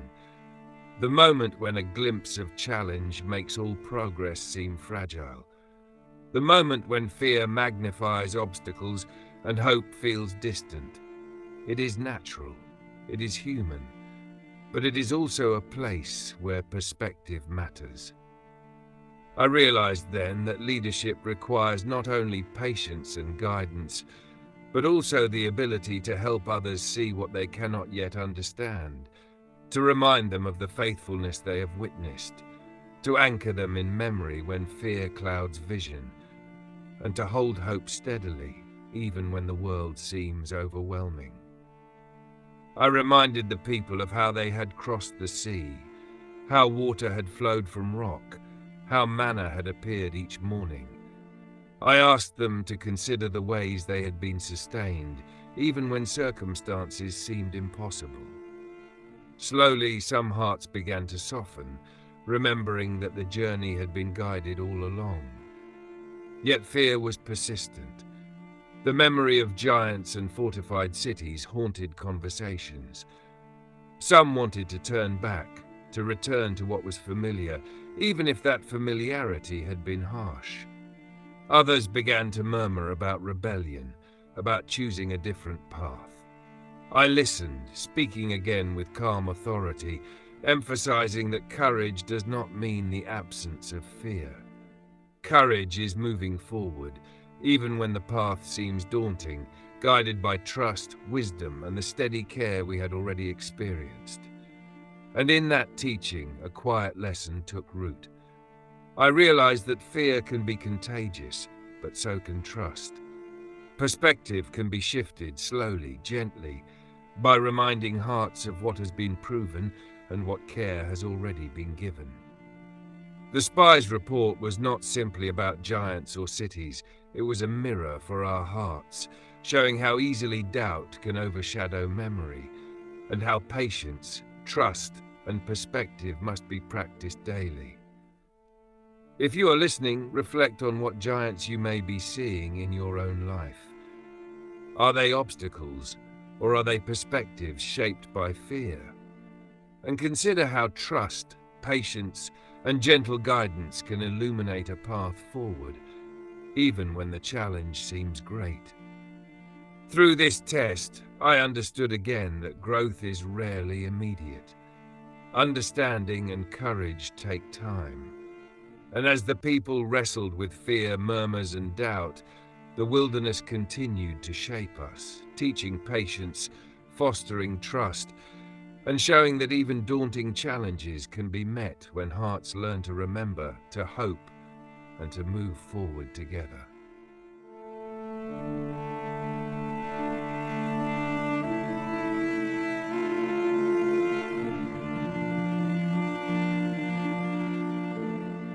The fear of the people did not fade quickly.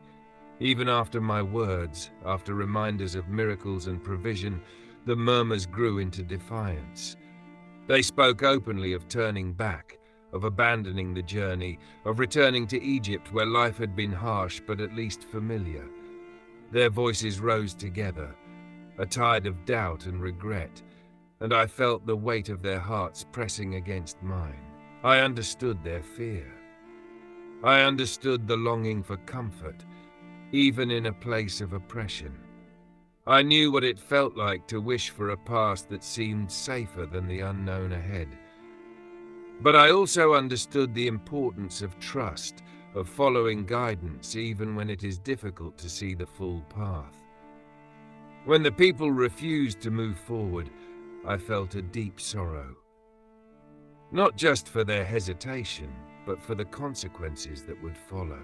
Leadership is often the place where joy and sorrow meet, where guidance carries both hope and responsibility.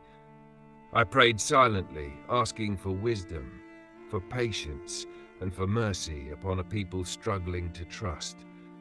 The consequences were clear and heavy. The wilderness, which had been a teacher and a guide, became a place of reflection on choices. The refusal to trust and move forward meant that we would remain longer, wandering, learning the lessons of patience and obedience in ways that were often hard to endure. I carried this burden silently, knowing it was not mine alone, yet feeling it deeply. If you are listening, perhaps you know this feeling. The moment when the weight of others' choices rests on your shoulders, when hope and disappointment intertwine. It is a place of learning, not just for those making the choices, but for those who guide, who lead, and who must remain steadfast. I spoke to the people again, not with anger, but with a calm that carried both truth and compassion. I reminded them that the journey was not ended, that the land ahead remained a promise, and that trust was a choice each day. I asked them to reflect on the miracles they had witnessed, on the care they had received, and on the lessons of patience and dependence we had practiced together. Some hearts softened, some eyes lifted, yet many still struggled. The lessons of trust, it seemed, required repetition, reflection, and endurance. The wilderness became a mirror for our hearts, showing both our fears and our potential for faith. During these days, I learned again the nature of consequences. They are not punishment in the sense we often imagine, but natural results of choices. When fear drives decision, the path becomes longer, more difficult, and often lonely. When trust guides action, even the most challenging journey can become manageable, even hopeful. I also learned the quiet strength that comes from interceding on behalf of others, from carrying their burdens in my prayers, from remaining calm and steady even when they faltered. Leadership is not always about moving people forward immediately. It is often about modeling trust, patience, and perseverance until hearts are ready to follow. And in that, there was a subtle joy, a quiet confidence that even wandering, even repeated hesitation was shaping a people capable of endurance, of faith, and of eventual trust. The journey was longer, yes, but the lessons were deeper. If you are listening, take heart in this. Delays, refusals, and struggles do not mean the end of progress. They are opportunities to practice patience, to strengthen trust, and to grow in understanding. Even when the path seems blocked, steady guidance, gentle correction, and unwavering care can lead hearts back toward hope. The wilderness stretched before us, vast and challenging.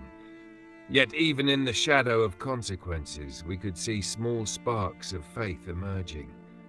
The people were learning, slowly, steadily, that trust is not immediate, that obedience is a practice, and that enduring lessons shape a community capable of moving forward together. Even in refusal, there is opportunity. Even in delay, there is growth. And even in fear, there is a chance to choose trust once more.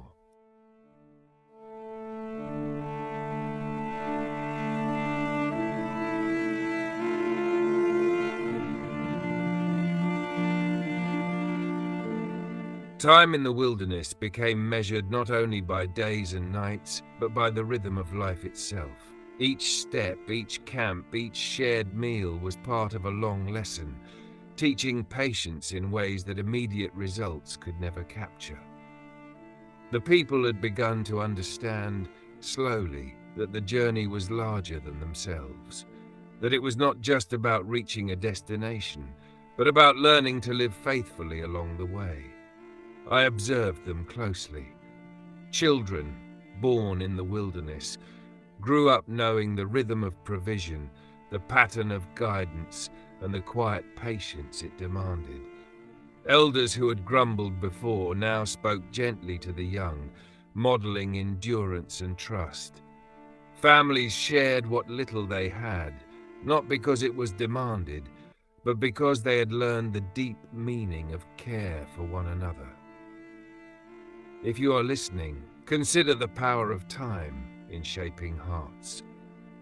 Sometimes growth cannot be rushed. Sometimes understanding does not come in a single day or a single moment. It is built slowly, layer by layer, in a rhythm that requires patience, reflection, and gentle guidance. I also began to notice the weight of generations. Some of the adults who had seen Egypt and the miracles that brought us out would not enter the promised land. Their time had passed in a journey that demanded endurance, trust, and reflection. Yet their children, raised in the wilderness, were learning to trust from the very start. They were learning to rely on provision, to follow guidance, and to value patience before understanding. This was a subtle yet profound lesson.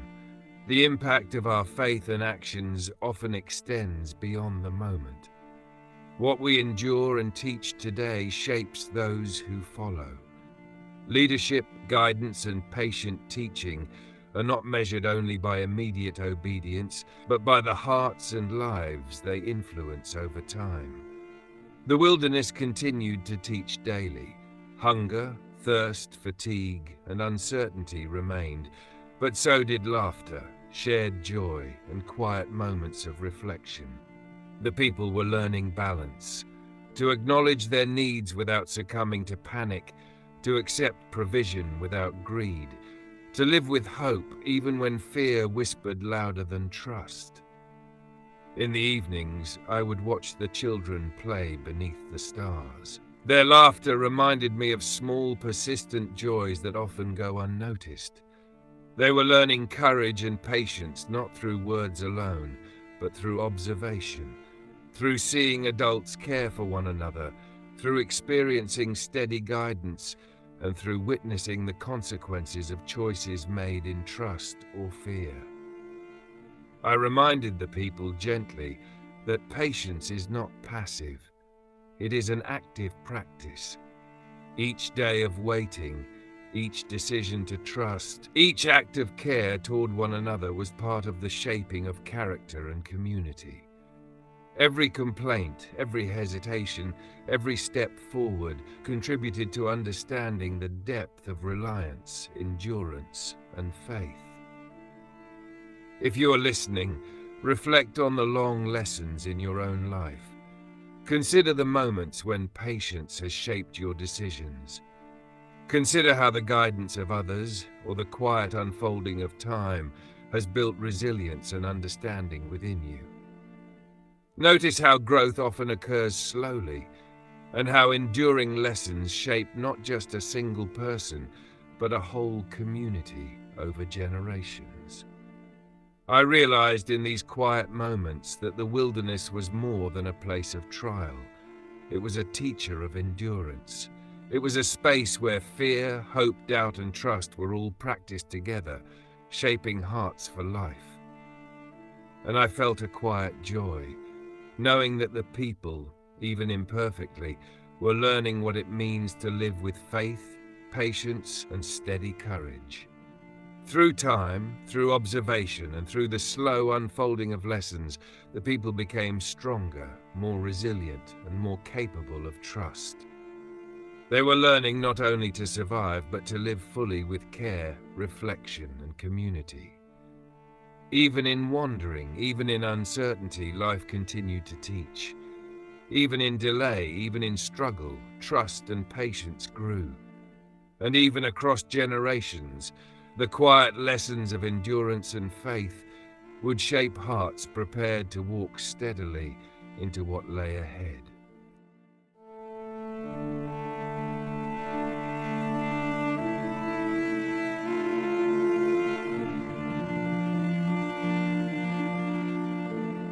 Even as the people grew in patience and understanding, the wilderness continued to reveal the fragility of human pride. Among the leaders, voices of dissent began to rise. KORAH, DATHAN, and ABIRAM, men of stature and influence, began to question the roles that had been assigned to each tribe, to each family, and even to the priesthood. Their words were not merely murmurs of doubt, they were challenges to unity, to order, and to the very structure that had been carefully established. When I heard of their rebellion, my heart weighed heavily. It is one thing to lead a group through hunger, thirst, and fear. It is another to witness discord among those entrusted with guidance and responsibility. The challenge now was not survival alone, but the preservation of harmony, humility, and respect within the community. I called the assembly together and spoke carefully, explaining that leadership was not a prize to be claimed, but a responsibility to be carried with care. I reminded them that the roles we held were meant to serve the people, to provide guidance, and to uphold the covenant. Yet pride had clouded understanding, and their hearts had chosen challenge over humility. If you are listening, consider this truth. Leadership and influence are measured not by personal gain or recognition, but by service, humility, and integrity. When pride overtakes purpose, even the strongest community can falter. The earth itself seemed to respond to the tension. As a test, the ground opened, swallowing KORAH, DATHAN, ABIRAM, and all that belonged to them. It was a moment both sobering and quiet, a stark reminder that rebellion against the guidance given, against what was entrusted and designed for unity, carries consequences. The people witnessed the power of order, humility, and the importance of respecting roles within a shared journey. Even in fear, I spoke gently to the people, emphasizing understanding over terror. This was not a lesson in punishment alone, but in the care and responsibility inherent in leadership and community. Obedience, trust, and humility were necessary for the well-being of all. I reminded them that each person had a role to play, and that the harmony of the group depended on recognizing and honoring those roles. Some listened with solemn understanding, others were frightened, their hearts heavy with the realization of the stakes. But all were reminded, quietly yet unmistakably, that unity is fragile, and that every choice carries weight, not only for oneself, but for the entire community. I also reminded the people that fear should not dominate hearts. Fear can teach, yes, but it should lead to reflection and understanding, not despair. The lesson was clear: humility, respect, and careful attention to the needs of the community strengthen trust, while rebellion and pride can unravel it. If you are listening, reflect on the moments in your own life when pride has challenged understanding, or when unity was tested by personal ambition. Notice how humility, patience, and respect can restore trust and harmony. And remember that leadership is not simply about authority. It is about guidance, care, and service to those who follow. Through this episode, the people learned that the consequences of rebellion are serious, yet the lessons are enduring. They learned that unity is sacred, that humility is a strength, and that trust and respect form the foundation of any community capable of enduring hardship. Even amid fear, even after shocking events, there is room for understanding. Even when pride rises, there is a chance to reflect and restore. And even in rebellion, lessons of humility, service, and community can take root, shaping hearts for the journey ahead. The wilderness, it seemed, was not only teaching endurance and patience, it was shaping character, revealing the strength and fragility of the people, and preparing them for the long path still before us.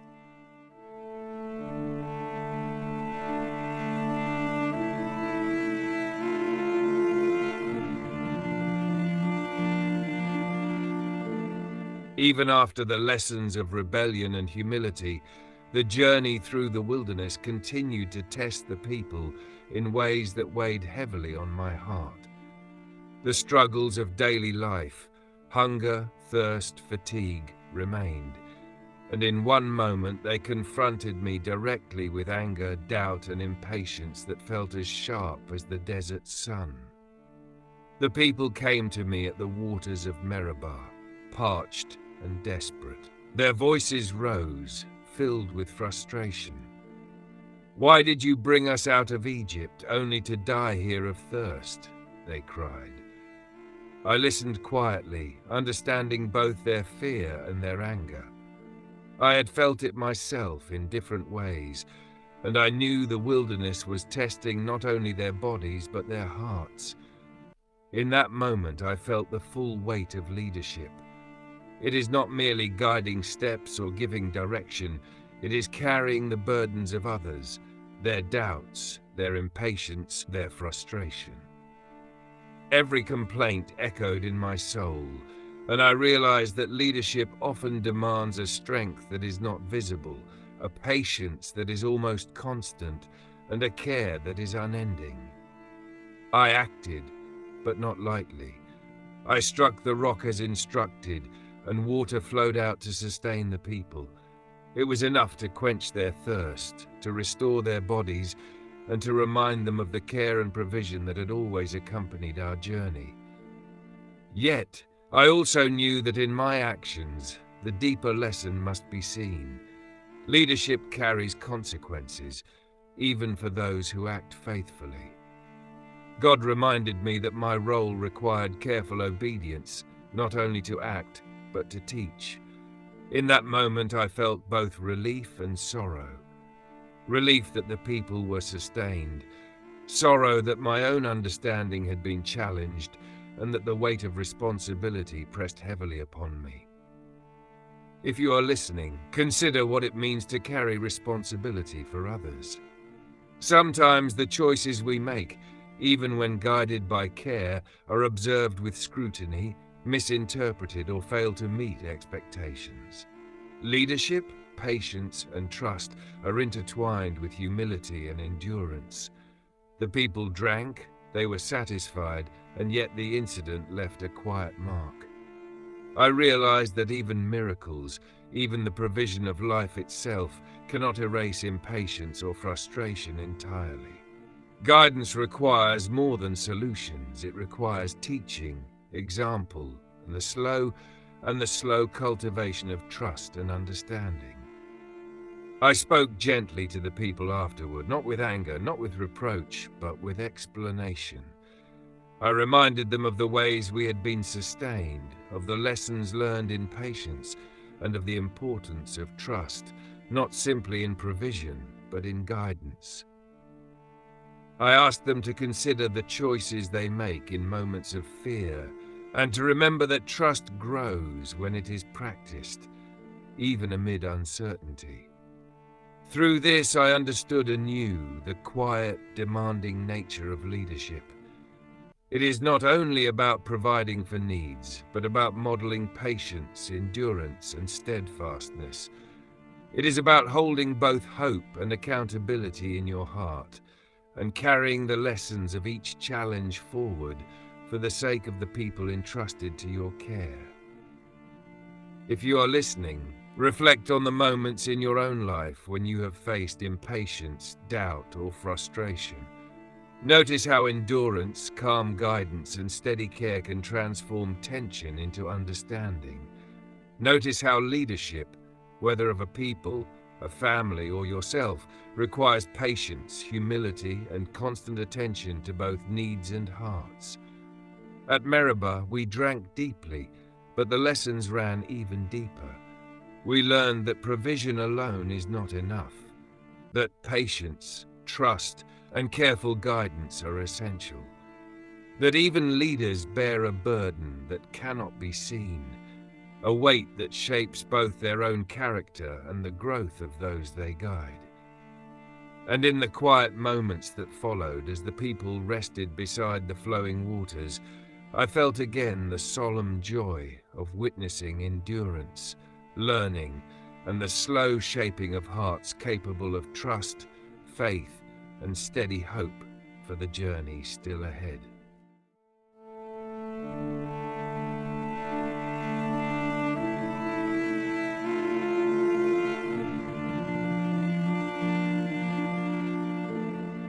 Years had passed in the wilderness, and the journey that had begun with excitement and fear had stretched into decades of walking, learning, and enduring. The people, shaped by trials and lessons, by guidance and patience, had grown in ways both visible and subtle. I too had grown, though my heart remained heavy with the weight of responsibility. Every step carried memories of those who faltered, those who rebelled, those who learned, and those who trusted. At last, we reached the heights of a mountain far from the lands we had left behind. From this place, the horizon opened wide. The land we had longed for, dreamed of, and hoped towards stretched before us. Green fields, flowing rivers, and cities that reflected human ingenuity filled the view. It was beautiful beyond words, a vision that stirred both awe and sorrow in my heart. I stood quietly, taking it all in. My eyes traced the valleys, the hills, and the places where future generations would walk, plant, build, and live. And yet I also felt the weight of what could not be undone. The years of wandering, the burdens of those who would never enter, the lessons that had been hard-earned, and the patience that had been tested over and over. If you are listening, imagine standing at a threshold, looking at something you have long desired, yet knowing that not all who journeyed with you will share in that arrival. There is joy, yes, but also reflection, a deep, quiet awareness of the path taken and the lives shaped along the way.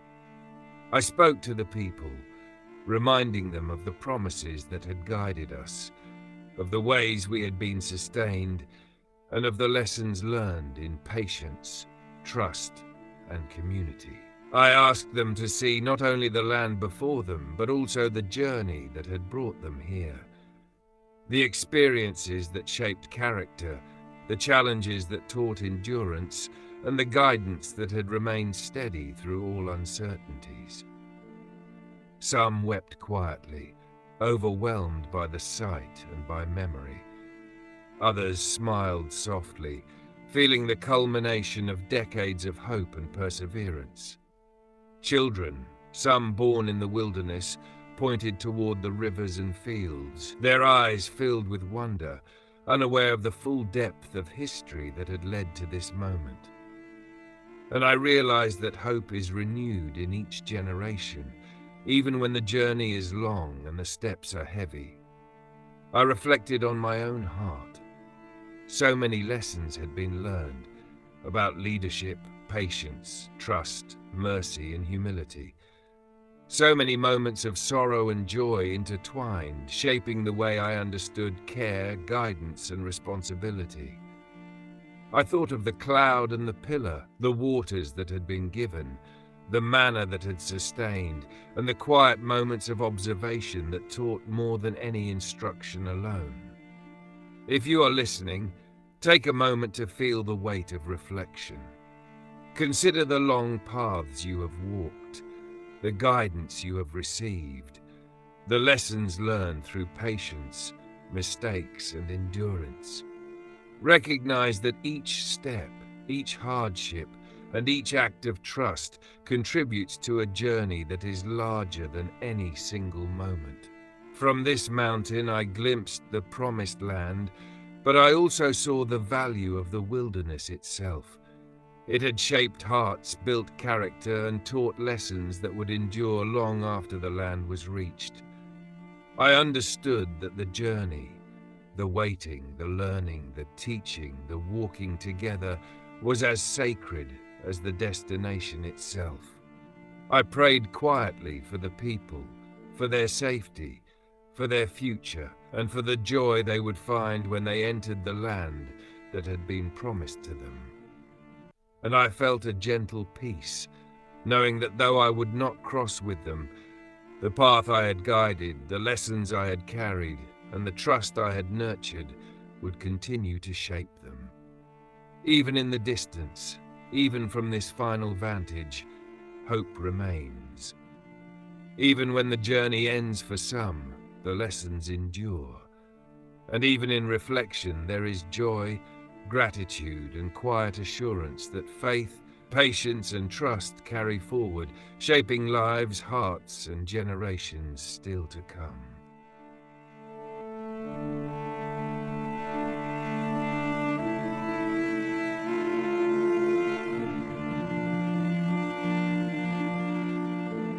From the heights of the mountain, I saw the people before me, standing on the edge of a new chapter.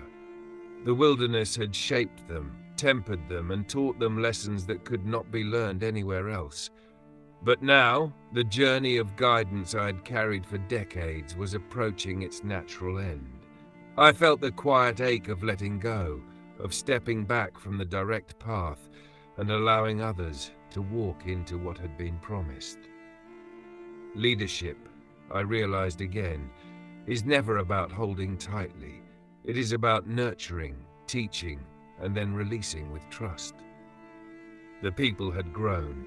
They were no longer the same ones who had left Egypt, murmuring with fear and doubt. They had endured hardship, learned patience, and discovered the strength of community.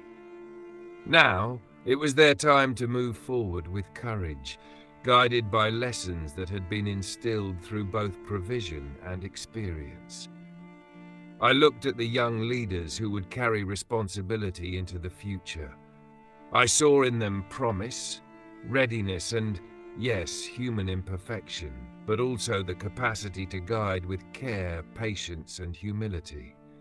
I spoke to them with words meant not to command, but to encourage and empower. Remember the lessons of the past, I said. Trust in guidance, care for one another, and lead with patience. Your choices now will shape the generations that follow. If you're listening, think of the moments in life when you have had to step back, to trust others with responsibilities, or to release control for the greater good. There is both sorrow and joy in letting go, yet it is necessary for growth, both for yourself and for those you guide. I reflected on the people I would not lead into the promised land. There was sorrow for their absence, yes, but also gratitude for the endurance they had shown, for the lessons they had learned, and for the community that had been forged. I realized that even when we do not reach every destination ourselves, the care we offer, the guidance we provide, and the lessons we share continue to shape others beyond our presence, the people prepared to move forward. There was excitement, hope, and also a quiet reverence for what had been endured. The lessons of patience, trust, humility, and endurance remained as their foundation. I knew that the choices they made from this point on would reflect the journey we had walked together, the moments of faith, the lessons learned in error, the guidance that carried them through fear and uncertainty. I turned my gaze once more to the horizon, committing the memory of the promised land to my heart. I knew I would not cross, But I also knew that the path we had walked together had been sacred.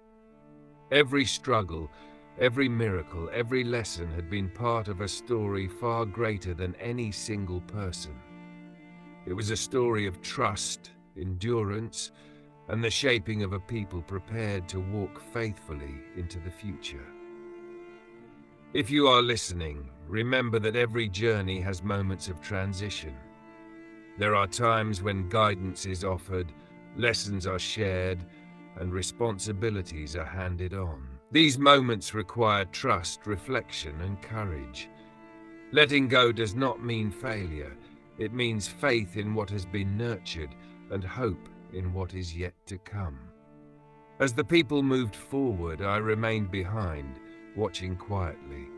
A deep sense of peace settled in my heart. The journey had been long, the lessons many, and the path full of challenge and growth.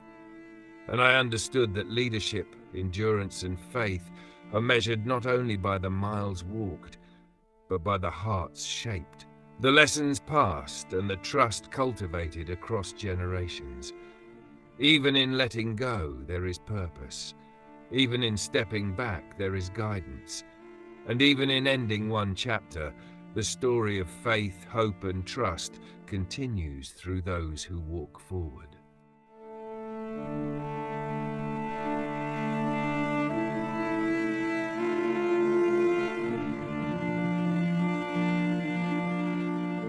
The sun rose slowly over the mountains, casting gentle light across the valleys below. From this height, I could see the people moving toward the land they had been promised for generations. Their steps were steady now, guided not only by the path before them, but by the lessons, care, and patience that had carried us through the wilderness. I felt a quiet joy in my heart, soft but deep, like the warmth of the morning sun on a still lake. It was joy not of accomplishment alone, but of reflection, of understanding the full journey we had walked together. Each challenge, each moment of doubt, each act of patience and care had built a story that stretched far beyond any single step or day. If you are listening, take a moment to reflect on your own journey. Think of the steps you have taken, the obstacles you have faced, and the lessons learned along the way. Notice the quiet joys that emerge not in grand victories, but in steady endurance, in care given and received, and in moments of reflection that remind us how far we have come. I remembered the early days, the cries of longing from a people unsure of freedom, the fears that grew in the face of giants, the murmurs of impatience at scarcity. I remembered the miracles, the waters from the rock, the manna each morning, the cloud that guided our steps. Each memory was a thread woven into the larger tapestry of the journey, showing how faith, patience, and trust can carry a people through even the most challenging paths. I thought also of the moments of sorrow, the losses, the mistakes, the rebellion, and the pain of those who would never enter the promised land. Yet even in sorrow, there was meaning, because it shaped character, deepened understanding, and taught lessons that would endure long after our feet had left the wilderness behind. Leadership had taught me more than I could have imagined. It was never only about direction, rules, or guidance. It was about carrying hearts, nurturing patience, fostering trust, and offering care in ways both visible and unseen. It was about understanding that each person's journey is different, that mistakes are part of learning, and that mercy and encouragement often teach more than punishment or command. I breathed deeply, letting the wind carry the memories, the lessons, and the quiet satisfaction of a journey completed with care and intention. I felt gratitude, not just for what had been given to me, but for what we had shared together, for the moments of laughter, for the bonds of community, for the lessons learned in patience, and for the enduring trust that had carried us forward step by step. If you are listening, perhaps you can feel the same. That reflection brings joy, that gratitude deepens understanding, and that even a long, challenging journey leaves gifts that endure. Every hardship, every small victory, every act of care leaves a mark, shapes a heart, and builds the foundation for what comes next. As the people moved toward the land, I felt a sense of completion, not as an ending, but as a quiet fulfillment. The lessons of trust, patience, humility, endurance, and care had been passed, not as abstract words, but as lived experience.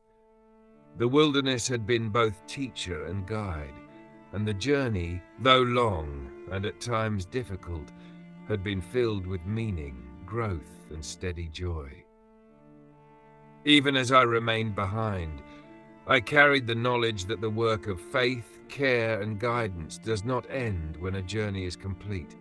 It continues in the hearts of those who walk forward, in the lessons passed down, and in the trust and patience nurtured along the way. And so, in the stillness of the mountains, I felt peace, a gentle, steady peace. A quiet joy that comes not from rushing, not from conquering, but from faithfully walking the path, carrying the people, and witnessing the enduring fruits of patience, trust, and love. Even when a journey ends, the lessons endure. Even when one chapter closes, hope continues. And even in reflection, there is gratitude, quiet joy, and the deep satisfaction of a path walked faithfully, with care and purpose, toward what was promised and beyond.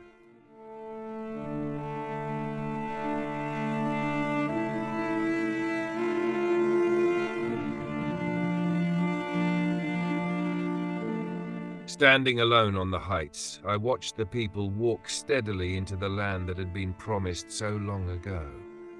A deep stillness settled over me, a calm that comes not from accomplishment alone, but from reflection, the kind that allows the heart to take stock of every challenge, every miracle, every act of trust and endurance that had carried us here. I thought of my own journey, beginning in a basket on the Nile, growing in a house not my own, fleeing danger, returning to lead, carrying the weight of an entire nation. Every step had been filled with uncertainty, fear, learning, and growth. And through it all, I realized that my own faith had been shaped not only by what I believed, but by the people I guided, the lessons of patience, and the constant reminder that trust often requires endurance far beyond what feels comfortable. If you are listening, consider your own journey. Notice the ways in which challenges have shaped you, the moments that demanded patience, and the lessons learned through both success and failure. Reflection is not only looking back, it is understanding the growth that has occurred, the courage that has been practiced, and the trust that has been nurtured along the way. I remembered the voices of those who had doubted, those who had rebelled, and those who had quietly endured. I remembered moments of anger, fear, and despair, but also moments of joy, laughter, shared care, and mutual support. Each memory, each lesson was part of the fabric of the journey, teaching not only about survival, but about community, humility, and the enduring power of faith in guidance that we may not always fully understand. Through all these years, I learned that leadership is not the absence of struggle, nor is it the simple act of giving instructions.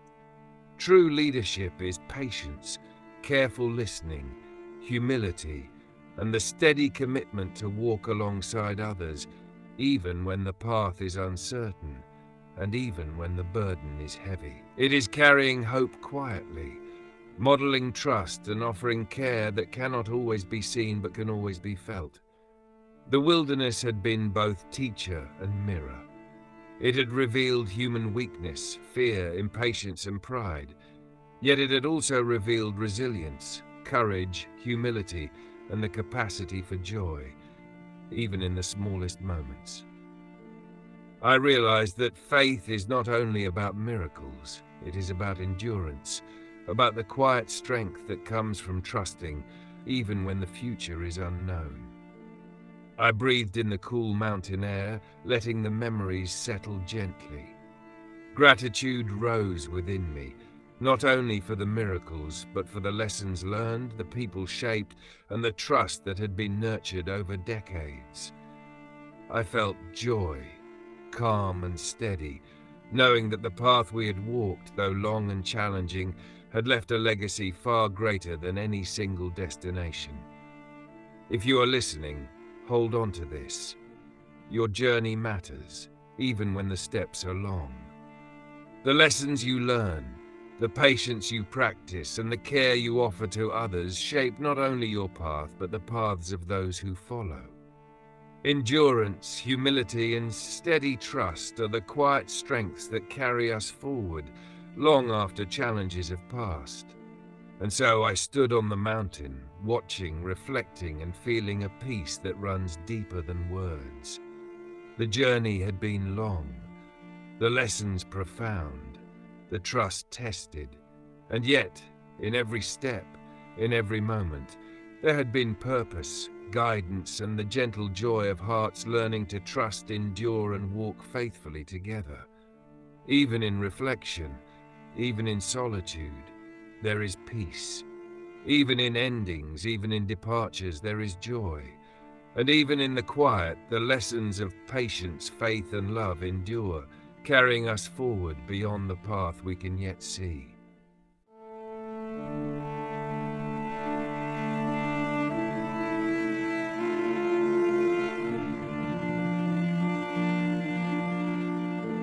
As I stood on the mountaintop, looking across the land that had been promised to my people, a quiet realization settled deep within me. My journey, though long and filled with trials, was never mine alone. Every step had been shared with those who followed, those who doubted, and those who trusted.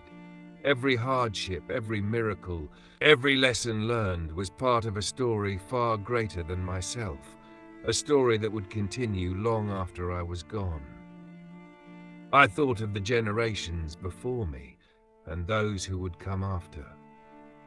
The people I had led through the wilderness were not just wanderers, they were bearers of hope, carriers of lessons in patience, humility, trust, and faith. Their eyes now turned toward the land ahead, bright with anticipation and cautious with understanding, ready to build a life rooted in the experiences we had shared. If you are listening, reflect on this. Your life, your actions, your patience, and your care carry beyond the immediate. Every choice shapes not only your path, but the paths of others who follow. Even small acts of guidance, encouragement, or kindness ripple forward, leaving marks that may last long after you have moved on. I thought of the moments of fear that had tested us, the murmurs of doubt that had echoed in the camp, the rebellions that had shaken our unity.